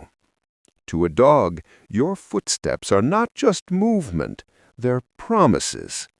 So the next time you come home and see your dog already waiting, tail thumping, eyes shining, remember what they heard before you ever opened the door. Not just sound, you, the one heartbeat they know by ear. To you, it's just walking. To them, it's everything that means home. Sometimes a dog saves a life without anyone realizing it at first.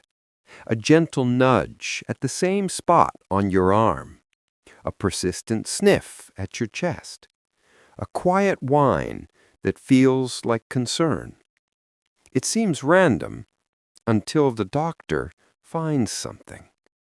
Hidden deep within the body, a sickness had begun, but your dog had already known. A dog's nose is one of nature's finest instruments. where we might smell nothing, they can detect the faintest trace of chemical change, as little as 1 part in a trillion. Every breath, every drop of sweat or air we exhale carries molecules from inside our bodies. When cells turn cancerous, they release unique compounds, invisible signals drifting through the air. To a dog, those signals have a scent all their own. Researchers across the world have confirmed it. In carefully designed studies, dogs trained to detect certain cancers, lung, breast, ovarian, skin, have done so with astonishing accuracy, sometimes over 90%. They can smell what machines can't yet measure. Even before symptoms appear, their noses catch the earliest whisper of change. But perhaps the most moving part of this gift isn't in the lab. It's in ordinary homes. Stories abound of dogs who wouldn't stop sniffing at a mole, a lump, a spot on their owner's body, refusing to ignore what they sensed. Later, tests revealed cancer exactly where the dog had focused.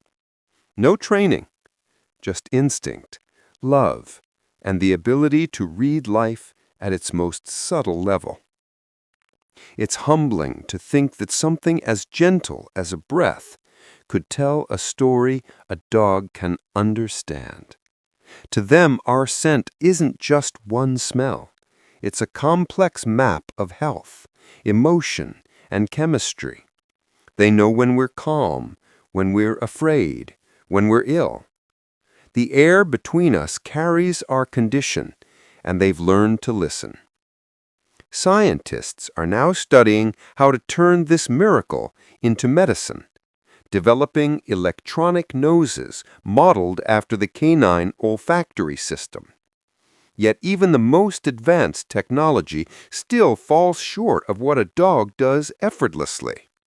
Sensing the invisible, guided by empathy rather than instruction. It's easy to see it as magic, but maybe it's something simpler. Connection. Dogs live attuned to us in every sense. They watch our faces, listen to our hearts, and breathe the same air we do. When something inside us shifts, their world changes too, and they respond the only way they know how, by reaching out. So the next time your dog leans close, sniffing gently, don't brush it off too quickly. There's wisdom in that nose, written in centuries of evolution and love. In their quiet way, they remind us, sometimes healing begins with someone who can smell that we are worth saving. In a world full of barking, one dog chose to sing instead. The Basenji, small, graceful, and ancient, is known as the dog that doesn't bark. But that doesn't mean it's silent. When the moment feels right, it lets out a sound somewhere between a yodel and a laugh, a soft, rolling baru that seems to rise from somewhere older than memory. The reason lies in its voice. Unlike most dogs, the Basenji's larynx is shaped differently, preventing it from producing the sharp, repetitive bark we associate with others. Instead, air moves through its throat in waves, creating a sound that changes pitch and rhythm, a song, really, rather than a call. It's quiet, musical, and almost human in tone. This gentle voice has ancient roots. The Basenji is one of the oldest dog breeds on Earth. Its ancestors lived alongside humans thousands of years ago in the heart of Africa. They were hunting companions, swift and clever, valued not only for their skill, but for their silence. In dense forests and tall grasses, noise could scare prey away. A dog that moved quietly, communicated softly, was a gift. Even today, Their temperament carries traces of that past. Basenjis are observant and intelligent, speaking more with glances and movement than with noise. When they yodel, it's usually out of joy, a greeting, a playful reply, or a burst of excitement. Owners describe the sound as musical, as if the dog were trying to talk or laugh. Ancient art backs up their long story. In Egyptian tombs and carvings from thousands of years ago, you can find figures of sleek, curled-tailed dogs that look exactly like Basenjis. They stood beside nobles, watching quietly, their calm presence carved into stone. The breed has changed so little that it's often called a living relic, one of the few animals that still carries the same form and spirit as its ancestors. In a way, the Basenji teaches something about gentleness. Not every voice must be loud to be heard. Its song is subtle, rare, and deeply expressive, the kind of sound that makes you pause to listen. At night, if you're ever lucky enough to hear one, it feels almost otherworldly, a soft trill in the dark, part laugh, part melody. There's something ancient in that tone, something that reminds you the dogs once sang their feelings long before they learned to bark at them. So when we say the Basenji doesn't bark, it's not because it lacks a voice. It simply speaks differently, like a poet among barkers, expressing warmth and joy in a quieter way. In its calm song lies a kind of wisdom, that peace can have music, and silence, too, can speak. When the world grows quiet and the lights fade low, some dogs drift to sleep faster if a little music fills the room. But not just any sound, not the pulsing rhythm of pop or the jangle of guitars. It's the soft, slow notes of classical music that ease their minds. To a dog, a gentle melody isn't background noise, it's comfortable. Scientists studying canine behavior noticed something curious while playing different genres of music in shelters. When pop or rock played, dogs stayed restless, shifting, panting, sometimes even barking more. But when the notes of Bach, Beethoven, or Mozart began, everything changed. Their breathing slowed, their eyes softened. One by one, they curled up and slept. Classical music, with its steady rhythm and smooth harmonies, seems to touch the part of the canine nervous system that governs calm. It lowers cortisol, the stress hormone, and steadies the heartbeat. Dogs don't need to understand the music. Their bodies simply respond to the patterns within it. Slow tempos and gentle strings echo something natural, something ancient, the rhythm of breathing, the pace of rest. Researchers at the Scottish SPCA and the University of Glasgow tested this effect more deeply. They played various musical styles for shelter dogs and monitored their behavior. Classical and reggae came out on top, but classical led the way in promoting deep, steady sleep. Dogs rested longer and woke less often, as if their bodies recognized safety within those quiet symphonies. It makes sense when you think about it. Dogs live through their senses, responding instinctively to tone and vibration. Pop music, with its quick beats and unpredictable changes, keeps them alert, a little too close to excitement.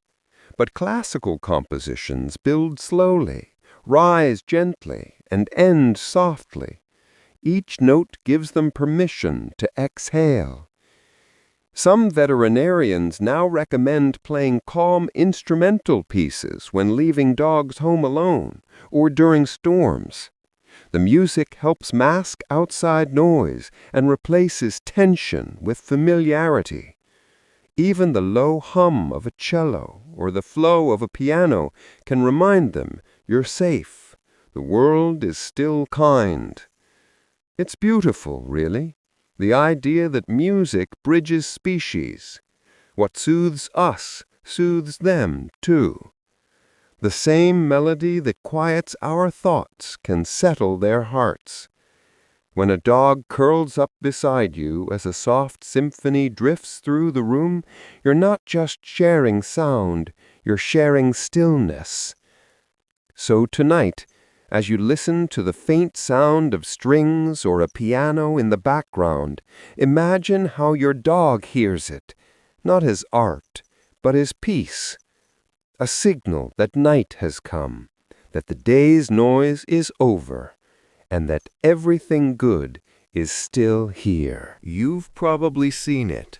Your dog fast asleep, paws twitching, legs kicking ever so slightly, tail giving a sleepy wag. For a moment, it looks like they're running, chasing something unseen through the air of their dreams. Scientists call it phantom running, but it's really something simpler, something sweeter, a joyful memory revisited in sleep. When dogs enter REM sleep, the stage where dreaming happens, their brains begin to replay experiences from the day. For humans, that might be a conversation or a song stuck in our heads. For dogs, it's movement, the feeling of wind on their face, the rhythm of paws on earth, the sound of laughter as they run beside the person they love. During deep sleep, the body usually sends a signal to keep muscles still, so we don't act out dreams. But sometimes a few small impulses slip through, tiny sparks that reach the legs or tail. Those soft twitches, the little running motions are echoes of play. The body remembers what joy felt like and dances to it even in rest. Researchers at MIT once studied sleeping dogs connected to brain monitors. They found that the same neurons that fired when the dogs ran in waking life fired again during REM sleep. It wasn't random.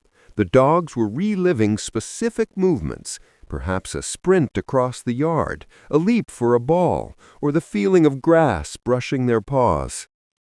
There's something incredibly comforting in that thought. While the world grows quiet and the moonlight fills the room, your dog might be running again. Not through space, but through memory. Back to the field, the park, the beach.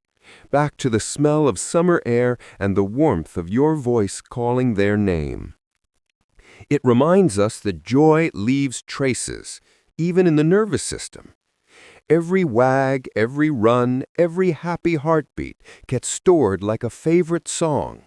Sleep becomes the place where the body hums that melody again. And because dogs live so fully in the present, they don't dream of what they miss. They simply feel what once made them glad. If you ever watch your dog twitch in their sleep, resist the urge to wake them. Let them run. Let them chase the dream wherever it leads. Their paws may be still on your floor, but in their mind, they're out there again. Sunlight, wind, and motion beneath them. And when they finally sigh and go still again, it's not exhaustion, it's peace. The kind that comes from running all the way back through happiness and returning home safe. So next time you see those little kicks in the dark, smile quietly. Your dog isn't lost in a dream. They're exactly where they belong, running through joy one more time. There's a moment every dog owner knows well. The quiet gaze. Your dog looks up at you, eyes soft, steady, and full of something that doesn't need words. In that instant, it feels like time slows down, like you're both standing in the same silence, understanding something ancient. What you might not realize is that something extraordinary is happening inside both of you. Your hearts are syncing through chemistry. When a dog makes eye contact with someone they love, their brain releases a surge of oxytocin, the same hormone that bonds parents to children, lovers to partners, and friends to one another. Scientists often call it the love hormone. But for dogs, it's also the molecule of loyalty, comfort, and belonging. Japanese researchers discovered this while studying pairs of dogs and owners interacting naturally. They measured hormone levels before and after playtime. Dogs that shared long, affectionate gazes with their humans showed a sharp rise in oxytocin, and so did the humans. The connection wasn't one-sided. It was a feedback loop of love, each gaze deepening the bond. It's nature's most gentle form of communication. No words, no commands, no tricks. Just eyes meeting across a space filled with trust. That's why dogs often stare quietly at their owners, not for food or attention, but for reassurance. It's their way of saying, "We belong." In the wild, prolonged eye contact can be a sign of challenge, but in the home, it's the opposite. It's surrender, safety, and affection. Your dog's eyes are windows not just to emotion, but to chemistry itself. Every time that hormone flows, it tells the body, "You're safe here, you're loved." That's why when your dog follows you from room to room, or rests their head on your lap and looks up, there's more than devotion happening. Their brain is quietly bathing in comfort, their heartbeat slowing to match yours. And when you smile back, even without realizing it, your oxytocin rises too. Two different species sharing the same chemical language of love. It's beautiful to think about how evolution crafted this, how wolves once learned that the human gaze wasn't danger, but warmth, how thousands of years later that trust has turned into something deeper than survival, companionship. So next time your dog catches your eye, don't look away too quickly. Hold it for a few seconds. Let the silence fill with meaning. In that simple act, the bond between you grows, invisible, biological, and everlasting. You're not just looking at your dog. You're speaking a language written in the body itself. And in that still moment, with heart steady and breathing soft, both of you are telling each other the same quiet thing. I see you. I trust you. I love you. Sometimes a dog will look up at you, eyes soft, tail swaying gently, and pull back its lips just enough to show a hint of teeth. At first, you might hesitate. After all, teeth in animals usually mean warning. But this isn't a snarl. This is something else entirely. This is a smile. It's a small, honest gesture, one that says, "I'm happy here." Not all dogs do it, but those that do often save it for moments of complete relaxation or affection. You'll see it when they greet you at the door, when you scratch their favorite spot, or when they're basking in a sunny patch of light, eyes half closed in contentment. The dog smile isn't a trick taught by humans. It's an evolution of social communication. In wolves and wild canines, baring teeth usually signals submission, not aggression. It's a way of saying, "I come in peace." Over centuries of companionship, that gesture softened. As dogs learned to read human emotions, they began mirroring us. And somewhere along the way, that submissive grin turned into a real joyful smile. Behaviorists have studied this expression carefully. The difference between a snarl and a smile lies in the details. In a snarl, the corners of the mouth are tense, the body stiff, eyes locked forward. In a smile, everything relaxes. The eyes soften, the ears rest naturally, and the tail moves in loose, lazy arcs. It's not a warning, it's warmth. Some scientists even believe dogs learned to smile back at humans because we rewarded the behavior with affection. The more they showed friendly expressions, the more we smiled, spoke softly, or petted them, creating a loop of happiness passed back and forth across species. Over generations, that loop became instinct. It's one of the quiet miracles of domestication that a predator once feared for its teeth now uses those same teeth to show love.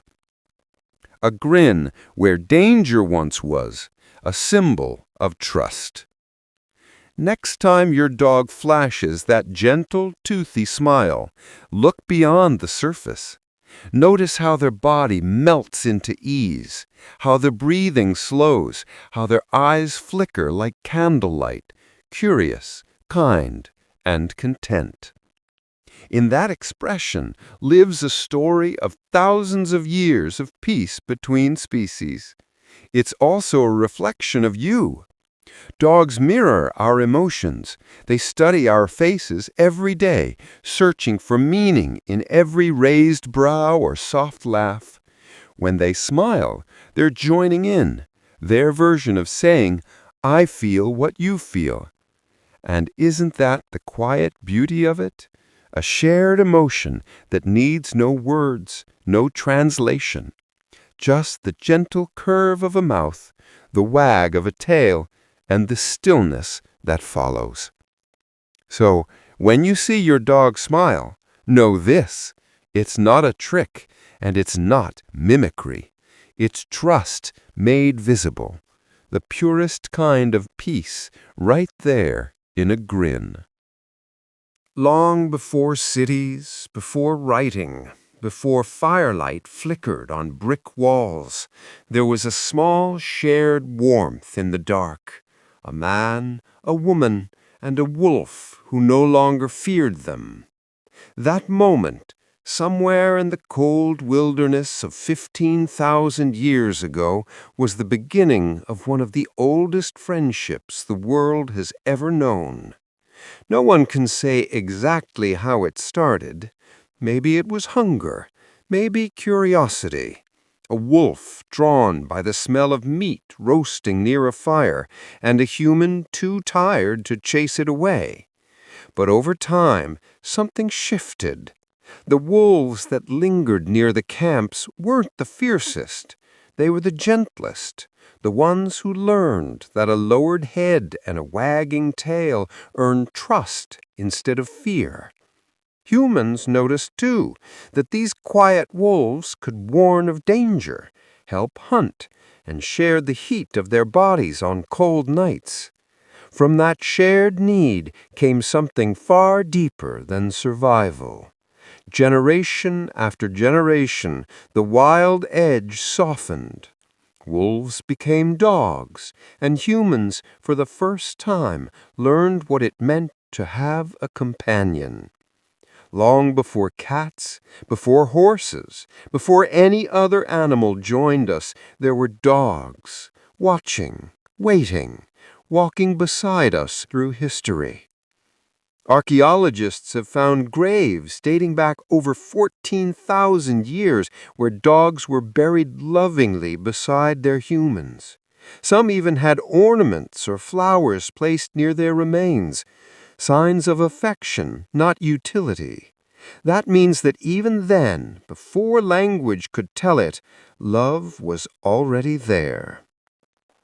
Together, we built a shared life. Dogs guarded our fires, hunted by our sides, guided flocks, carried loads, searched for the lost, and sat silently through every storm. And as humans changed the world, building homes, boats, cities, the dog never left. Their shape evolved, their coats changed, their purpose expanded, but their heart remained the same, loyal, present, true. Scientists now know that dogs evolved to read us better than any other species on Earth. They follow our eyes, sense our moods, and mirror our emotions. Somewhere deep in their DNA, that ancient pact still hums, "I will walk with you. You are my pack." When your dog curls at your feet tonight, they're carrying a history older than civilization. Every sigh, every glance, every wag is a living echo of that first campfire long ago. The friendship that began with shared warmth in the cold has never gone out. So when you rest your hand on their fur and feel that quiet, steady heartbeat, remember this: you're part of the longest story ever told between species. A story of trust in the dark, of warmth shared without words, of two beings who found in each other the meaning of home. And 15,000 years later, the flame still burns. Long before a puppy opens its eyes, before it even knows the sound of a bark or the smell of the world, it learns something far simpler: the rhythm of a heartbeat. Warm, steady, and near. It's the first music it ever hears, the sound that tells it you are safe. Inside the whelping nest, newborn puppies can't see or hear clearly. Their tiny bodies are guided only by touch and vibration. When they press against their mother's chest, they feel her heartbeat pulsing softly through fur and warmth.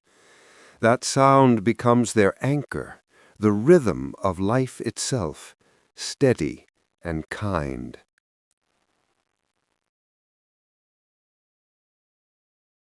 Scientists say that puppies memorize this beat at a level deeper than thought. It becomes a biological lullaby, the first feeling of safety imprinted in their nervous system. Each pulse matches the rhythm of comfort, the presence of warmth, milk, breath, and love. It's not a conscious memory, but a sensory one, the body remembering peace. As they grow older, that association stays. Even adult dogs, long separated from their mothers, respond instinctively to similar rhythms. Shelters and breeders sometimes use recorded heartbeats to soothe lonely puppies at night. The effect is profound. Their breathing slows, muscles relax, and they drift off to sleep more easily, as if remembering something ancient and familiar.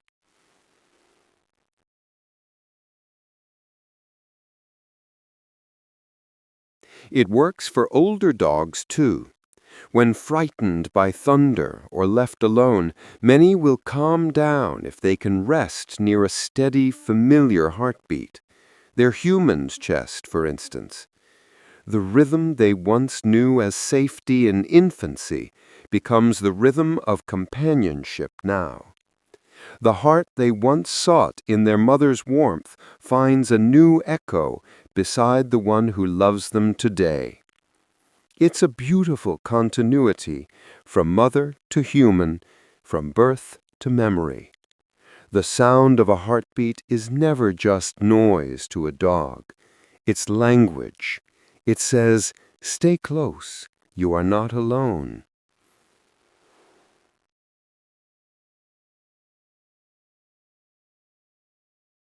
There's a quiet wonder in knowing that something so small can hold such power. The first heartbeat they felt became the pattern of every comfort they'll ever seek. Soft breathing beside them, gentle hands resting on fur, the quiet pulse of life shared through closeness.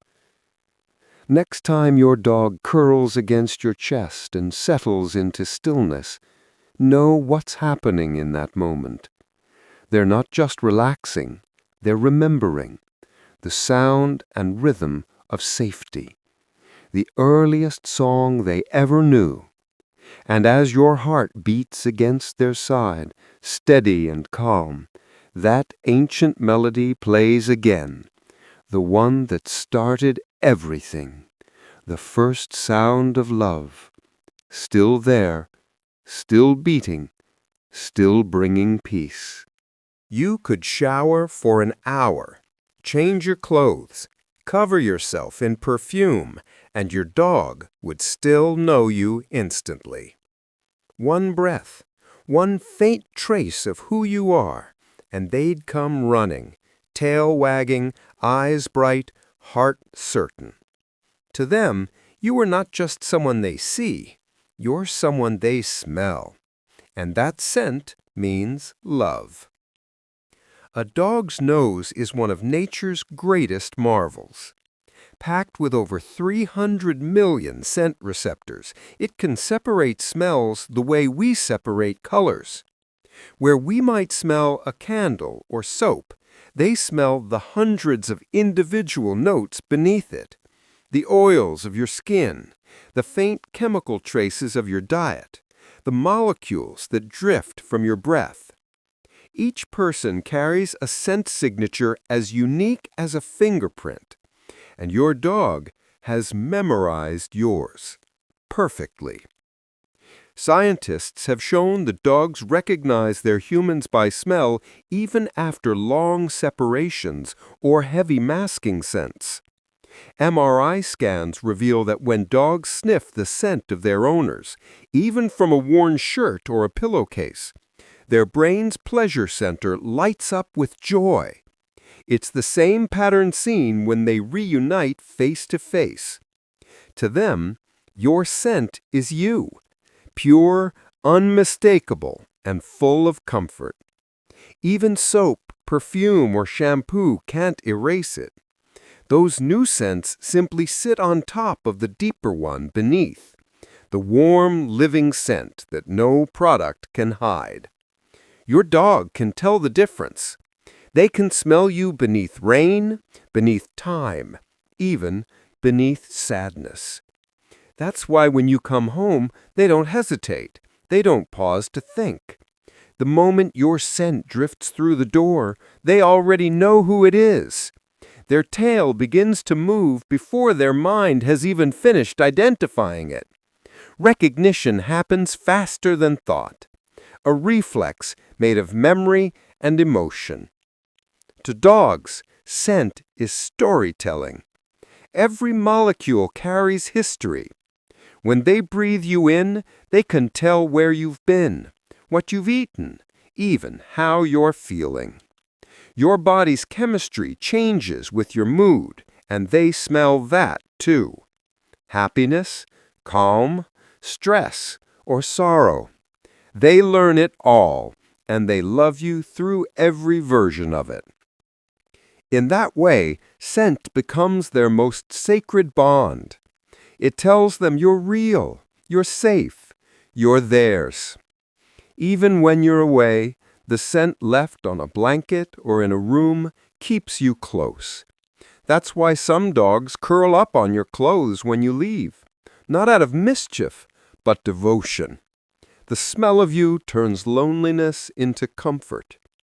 It's humbling to think that love could have a smell, invisible, unchanging, stronger than distance. But to a dog, it does. So when your dog buries its nose against your skin or sighs contentedly near your shirt, remember what's happening. They're not just smelling you, They're remembering every good moment you've ever shared. To them, you will always smell like home. You speak to your dog more often than you realize, with words, with tone, with silence. And somehow, they always seem to understand. Not perfectly, not the way another person might, but in a deeper, quieter way. Because for dogs, language isn't about vocabulary, it's about emotion. Studies show that the average dog can recognize between 150 and 250 words. That means they can distinguish familiar names, commands, and even some objects.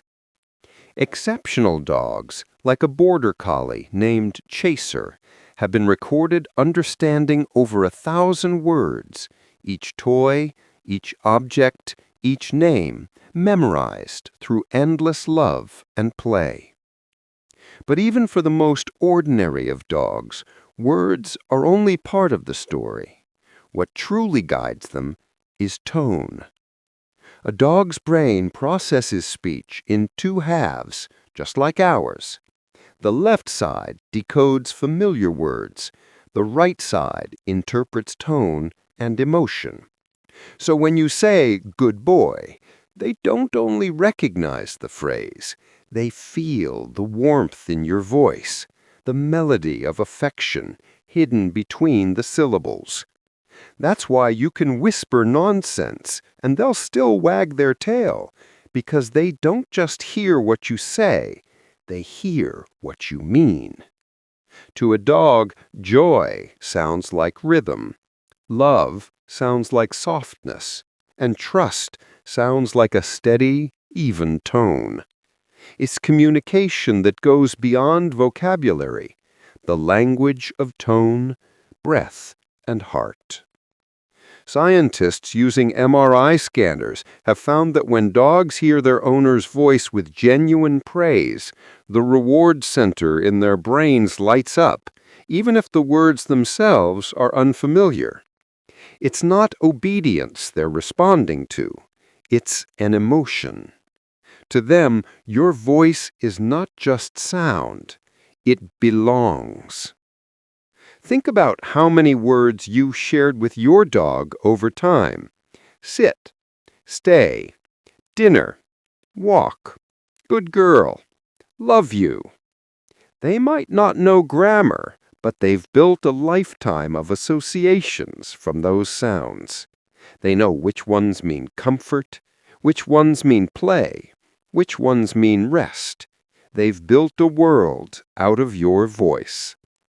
But the most beautiful thing is this: even when you're quiet, they still understand. The way you move, the calm in your breathing, the way your hand rests gently on their fur. Those are all words to them too. You speak a shared language made of gestures and sound, built through time, trust, and tenderness. So when your dog tilts its head at your voice, it's not confusing. It's concentration, a mind and heart working together to decode what you're feeling. They're listening not just to your words, but to the emotion inside them. And when they finally sigh, tail wagging softly, it means they've understood exactly what matters most, not the phrase, not the meaning, but the love that carried it. There's a moment many dog owners know. You're sitting quietly, maybe reading or thinking, when your dog walks over and rests their head gently against you. No barking, no pawing, just a silent press, forehead to leg, cheek to arm, maybe nose to chest. It's such a small thing, but it carries more meaning than most words ever could. For years, people misunderstood that gesture. Trainers once thought that when a dog leaned or pressed against someone, it was a sign of dominance, a way to claim space or show control. But science and time have proven something much softer. That quiet pressure isn't about power. It's about love. Dogs are tactile creatures. Touch is their comfort, their connection, their language. When they were puppies, they slept pressed against their litter mates, their mother's heartbeat thudding softly beneath their ears. That closeness meant warmth, safety, belonging. As adults, they seek the same feeling in the people they trust most. So when your dog presses its head against you, it's not asserting, it's remembering what safety feels like. Behavioral researchers now know that gentle leaning releases oxytocin, the bonding hormone, in both the dog and the human. It's the same hormone that floods the body when a parent holds a child or two loved ones hug. It slows the heartbeat, lowers stress, and deepens trust. The simple act of touch becomes medicine for the nervous system. Sometimes that head press is comfort-seeking. Maybe they've sensed your stress, or maybe they need reassurance themselves. Dogs can smell changes in our body chemistry, stress hormones, sadness, anxiety. When they feel that, they often reach out quietly, as if to say, "I'm here. Let's feel calm together." Other times, it's pure affection. No reason, no worry, just presence. They're drawn to your scent, your warmth, your heartbeat. You are their version of home, and pressing against you is how they return to it. If you pay close attention, you'll notice the difference between a nervous press and a peaceful one. When it's love, everything in their body loosens. Their tail moves softly. Their breathing slows. Their eyes half close. It's the body's way of exhaling trust. What's beautiful is how mutual it is. When you rest your hand on their head or shoulder in return, the bond deepens. Two species, two heartbeats, one quiet exchange of comfort. Neither needs to speak. The moment itself does the talking. So next time your dog leans into you, don't push them away or overthink it. Just let it happen. Feel the warmth, the weight, the stillness. That's not dominance, it's devotion. A wordless reminder that in a world that often moves too fast, love can still arrive quietly in the shape of a head resting gently against your heart. Out in a quiet field, a dog circles once, twice, then pauses. There's no wind, no distraction, just stillness.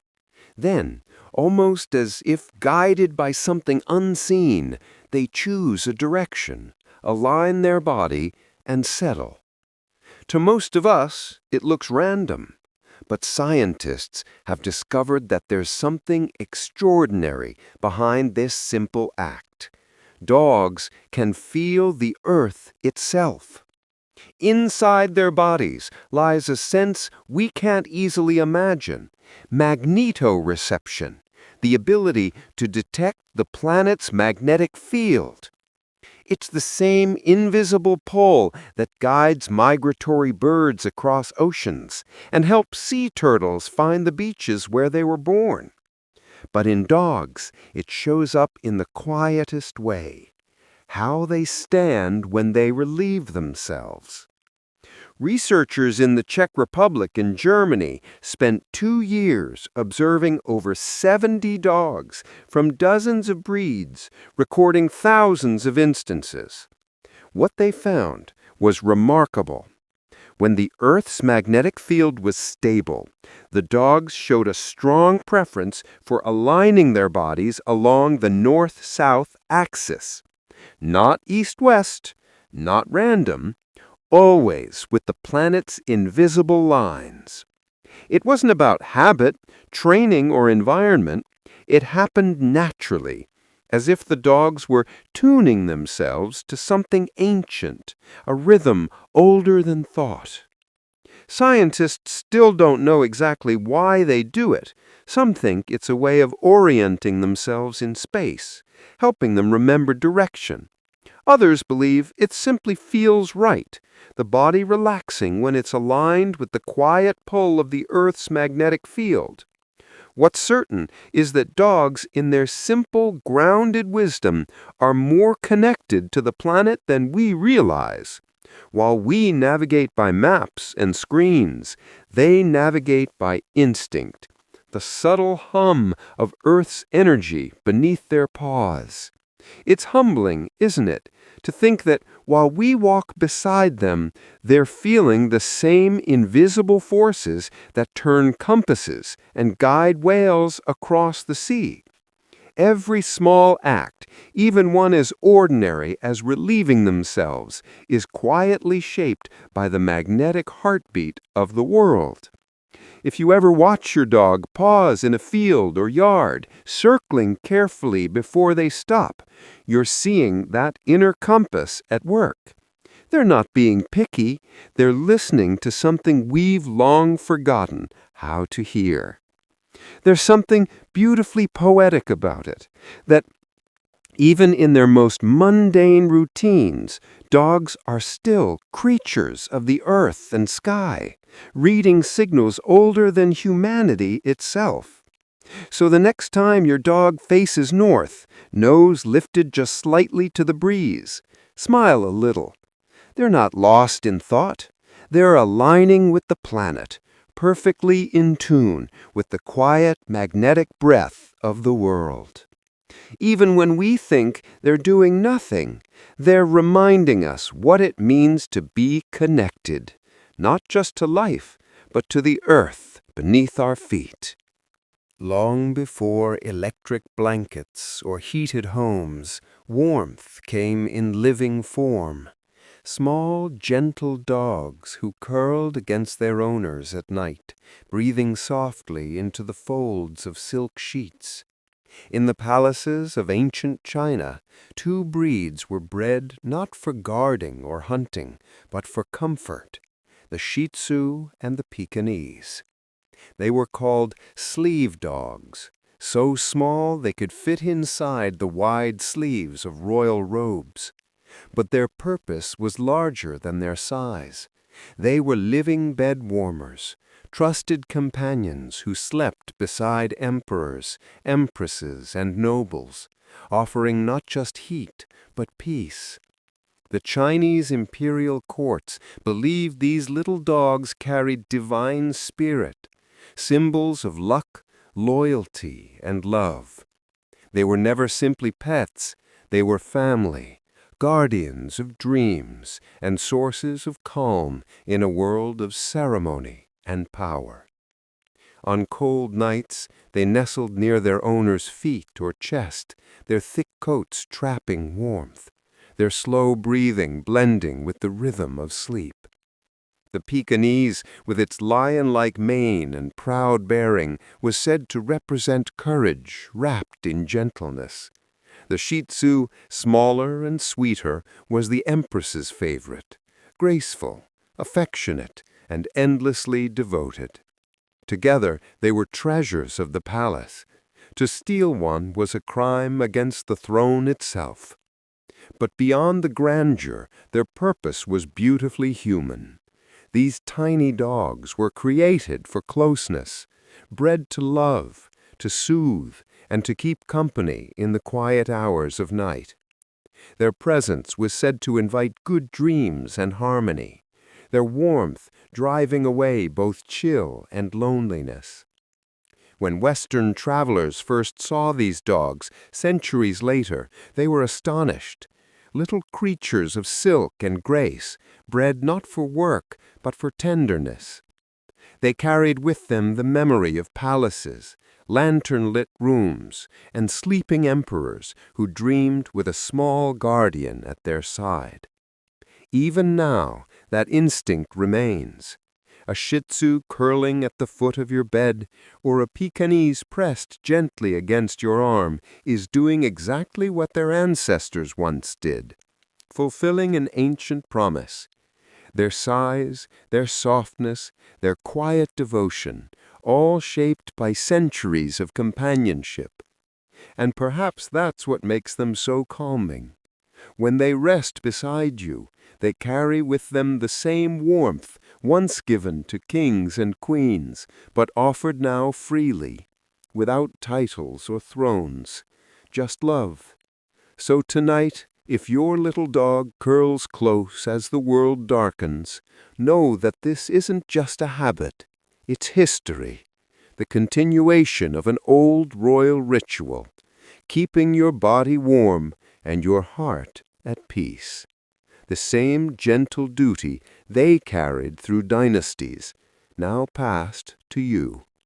Small pause, steady breath, and a warmth that once belonged to emperors, still keeping the night kind. For a long time, people believed that dogs saw the world only in black and white, a simple landscape of light and shadow. But science has since revealed something far more beautiful. Dogs do see color, just not as we do.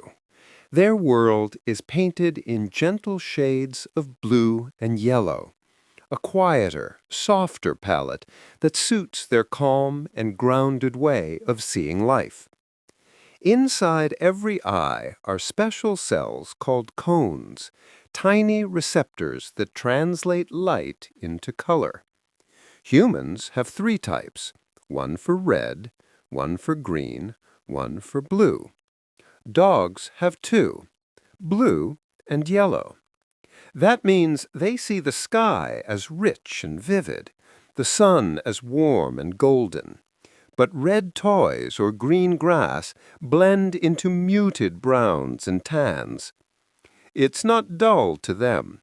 It's simply serene.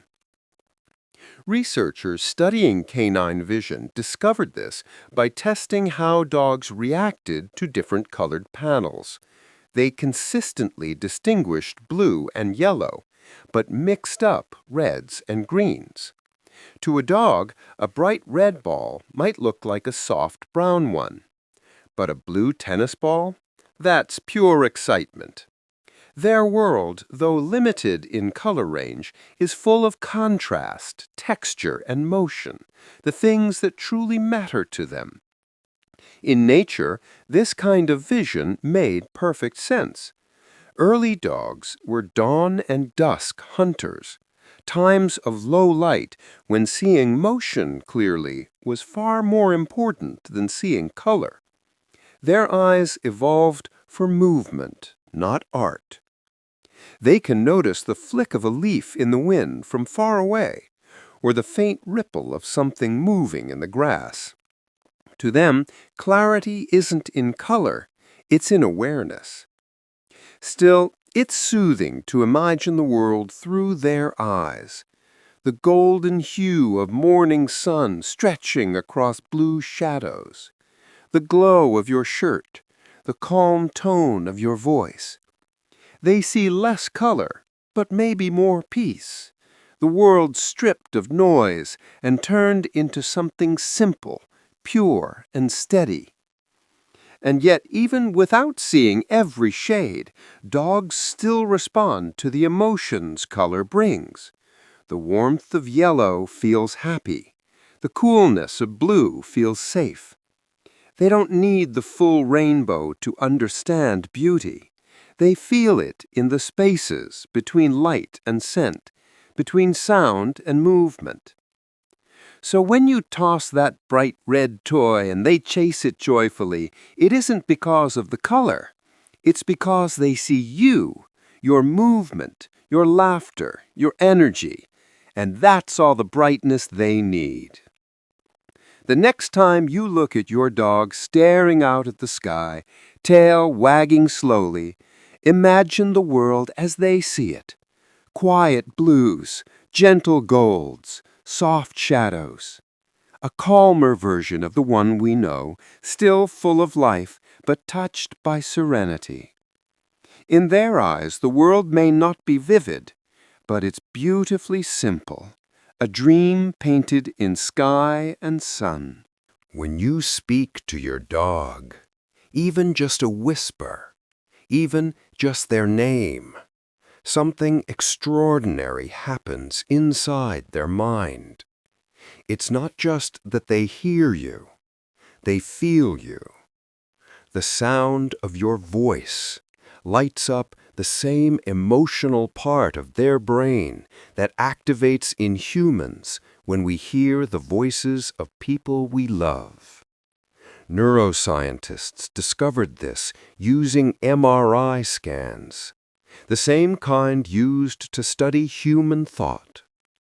Dogs were trained to lie still inside the machine, listening to a series of sounds, strangers, other dogs, noises, and their owner's voice. The results were stunning. When they heard the voice of their person, calm, familiar, full of warmth, their temporal lobe glowed with activity, just as it does in us when we hear a loved one's voice. It means that dogs process our voices emotionally, not just mechanically. They don't simply recognize pitch or tone. They interpret them. Joy, sadness, comfort, excitement, it all translates. They hear what we feel. When you say their name in a soft, gentle way, their body relaxes. When you laugh, their tail moves before they even understand why. They are reading emotion in sound, not words. This ability likely evolved through thousands of years of closeness. As dogs grew beside us, they learned that tone meant survival. A calm voice meant safety. A sharp tone meant danger. But as time passed, it became something more. They didn't just learn to react, they learned to connect. That's why your dog can pick your voice out of a crowd. It's more than familiarity. It's comfort. To them, your voice is a sound that means home. It holds memories of meals, play, sleep, and affection, the soundtrack of their life. Even if you leave for hours or days, that sound still lives in their memory, soft and constant. When you talk to your dog, even if they don't understand every word, their brain hears the intention, the rhythm, the calm, the care. To them, your voice is a melody of reassurance. And sometimes just hearing it is enough to ease fear, heal loneliness, or slow a racing heartbeat. Humans often underestimate how deeply sound connects us. We know it in lullabies, in laughter, in the quiet words shared before sleep.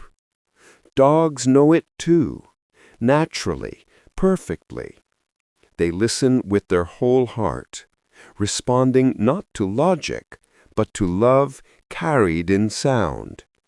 So the next time you speak softly to your dog, remember, inside their mind, your voice glows like light. It awakens the same warmth you feel when someone says your name with love. You are not just noise to them. You are music, their favorite sound in the world. And that sound, no matter how ordinary it seems, is home. To us, identical twins can feel like nature's mirror trick. Two faces, two voices, two lives, almost indistinguishable. Even DNA, the deepest blueprint of who we are, tells scientists that they are the same. But to a dog, that illusion doesn't exist. They can tell identical twins apart effortlessly, not by sight, not by voice, but by scent. Dogs live in a world woven entirely of smells. Where we see colors and shapes, they see layers of invisible information carried on the air. A single inhale tells them who you are, where you've been, what you've eaten, even how you're feeling. Their sense of smell is so powerful that it's measured not in percentages, but in magnitudes, roughly 100,000 times stronger than ours. In one famous study from the Czech Republic, police dogs were tested with scent samples taken from pairs of identical twins. The results were astonishing. Every dog, without hesitation, without error, identified which scent belonged to which twin, even when the twins lived together, ate the same food, and used the same soap. The dogs didn't hesitate or doubt. They simply knew. The secret lies in chemistry. Even though identical twins share the same DNA, their bodies still produce tiny differences in hormones, bacteria, and metabolic byproducts, microscopic variations that drift from their skin and breath. To us, those scents are invisible, lost in sameness. To a dog, they're as distinct as two fingerprints. Think about that. Two humans who look, sound, and even genetically are the same, yet a dog can separate them with a single sniff. It's humbling to realize how narrow our senses truly are, and how vast theirs can be. Dogs don't see identity the way we do. They feel it through scent, through rhythm, through life itself. To a dog, smell is memory, it's personality, it's true. They don't confuse one being for another because each carries a unique chemical story, one that changes with time, emotion, and experience. Even if twins wear the same perfume or sleep in the same bed, their personal scent signatures remain as distinct as their thoughts. That's why your dog always knows it's you.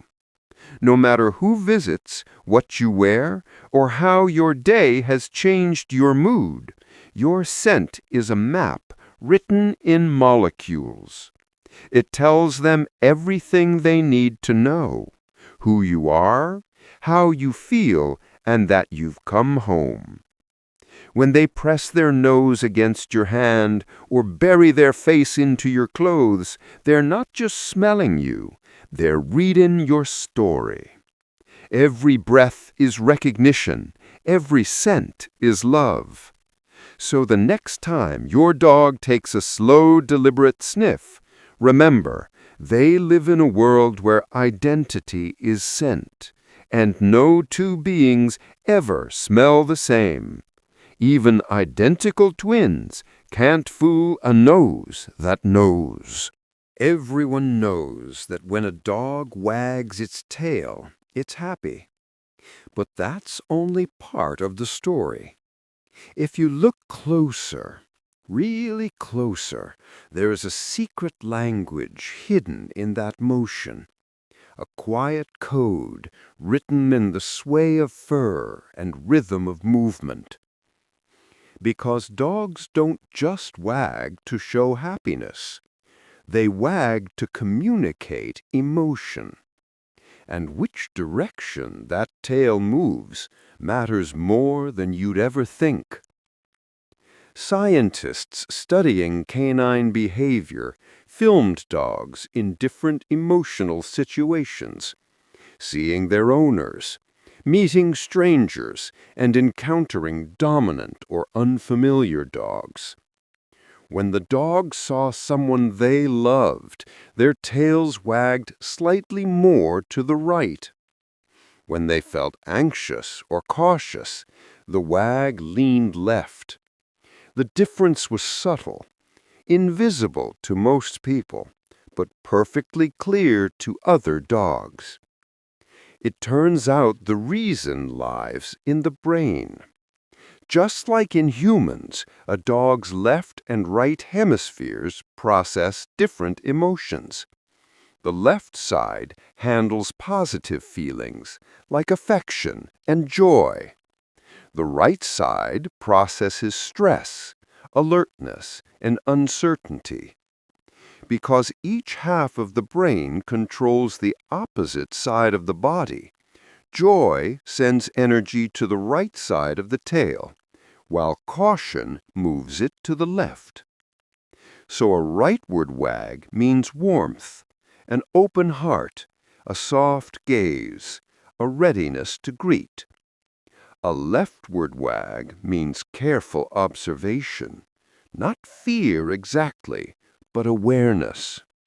It's their way of saying, I see you, but I'm thinking. Dogs read this in each other instinctively. In experiments, when dogs watched videos of other dogs wagging to the right, they relaxed. When they saw tails wagging to the left, their hearts beat faster, eyes sharp, bodies stiff. They didn't need to bark or growl. They understood the emotion instantly, like reading tone in a familiar voice. And maybe that's the most beautiful part. Dogs have an entire emotional vocabulary made of small, silent gestures, a tilt of the ear, a blink, a wag, and we're only just beginning to learn what they've been saying all along. The next time your dog greets you at the door, tail sweeping broadly to the right, remember what that means. It's not just excitement, it's recognition. It's the physical echo of their heart, saying, "You're my favorite person in the world." And when their tail moves slower, slightly left, don't worry. That's not rejection. It's thoughtfulness. Their way of assessing something new before deciding how they feel. Even their hesitation is gentle. It's amazing, really, that love, trust, and caution can all be expressed in the sway of a tail. No words, no sounds, just quiet motion filled with meaning. They don't need language to say how they feel. They just need that little movement, right or left, and someone kind enough to notice. So tonight, if your dog wags softly in their sleep, maybe they're dreaming of something joyful, something safe, maybe simply of you. As winter settles in and daylight fades a little earlier each evening, you might notice your dog sleeping more, curling deeper into blankets, sighing longer, and moving a bit slower through the day. It isn't laziness, it's nature. Deep inside them, a quiet clock is ticking, one that listens not to time, but to light. Just like humans, dogs have a circadian rhythm, an internal schedule that follows the rise and fall of the sun. When daylight shortens, their bodies sense it. Hormones shift, and melatonin, the same chemical that helps us fall asleep, begins to flow more freely. With more melatonin in their system, dogs naturally feel calmer, slower, and sleepier. It's a rhythm written into their biology, one that traces back thousands of years to when their ancestors lived in the wild. In those times, shorter days meant colder nights and scarcer food. The smartest thing a dog could do was rest, conserve warmth, move less, and wait for the seasons to turn. Over generations, that instinct became part of who they are. Even now, in warm homes and soft beds, that old wisdom still hums quietly inside them. You may notice it most in the early mornings, when the sky is still dark and your dog chooses to stay curled at your feet instead of bounding to the door. Their heartbeat slows with the season. Their breathing deepens. It's as if winter gives them permission to be still. Scientists have found that daylight directly affects dogs' sleeping patterns. When exposed to longer nights, they spend more time in deep sleep cycles, the kind that heals muscles, restores energy, and soothes the nervous system. Even indoor light can't fully override it. Their bodies remember the natural rhythm of sun and shadow. It's something beautifully grounding about that, how they move in harmony with the earth without ever thinking about it. No calendars, no schedules, just instinct. And perhaps that's something we can learn from them. While we rush to keep up with winter's demands, the cold mornings, the gray skies, the endless lists, our dogs remind us that slowing down is also living, that rest has purpose, that sleep is a kind of quiet gratitude for warmth and safety. So when your dog curls beside the fire, stretching out with a heavy sigh, don't wake them. Let them drift. Let them follow the same rhythm their ancestors did, a rhythm of stillness, of trust in the turning of the earth.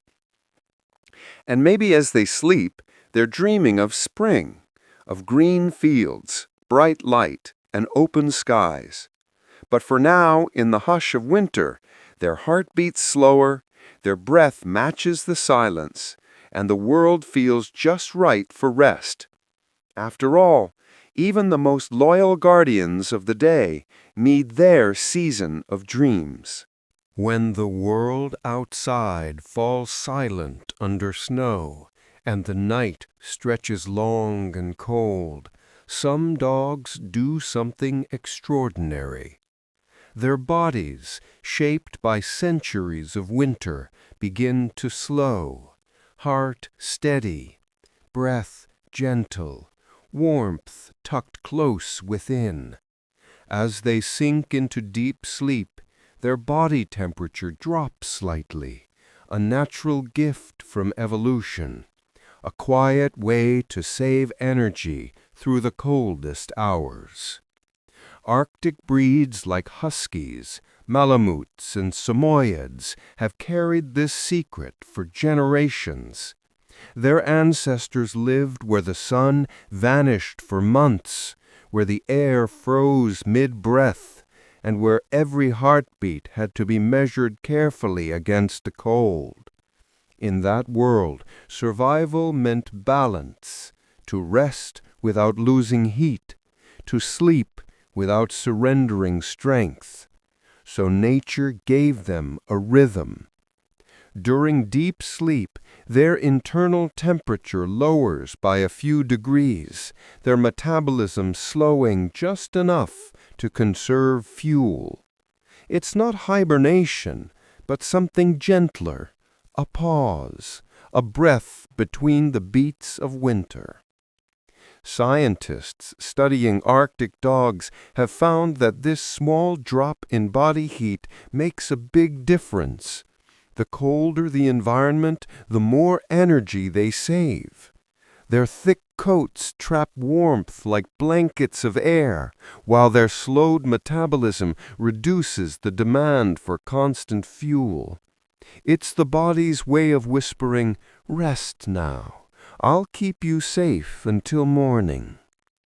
If you've ever seen a northern dog curl into a tight ball, tail wrapped over nose, you have witnessed this ancient instinct in motion. Their paws cover their faces to trap heat from their breath, and their tails, full and soft, act like scarves, sealing in warmth. Even their sleep posture is a design of survival. There's something deeply peaceful about that, isn't there? The idea that a living being can adapt so beautifully to its world that rest becomes its own form of endurance, that sleep itself can be strength. Even modern Arctic dogs, sleeping in warm homes, still carry this rhythm. Their bodies haven't forgotten the deep winter nights of their ancestors, the endless snow, the flickering aurora above, and the soft chorus of pack mates breathing in unison beneath the stars.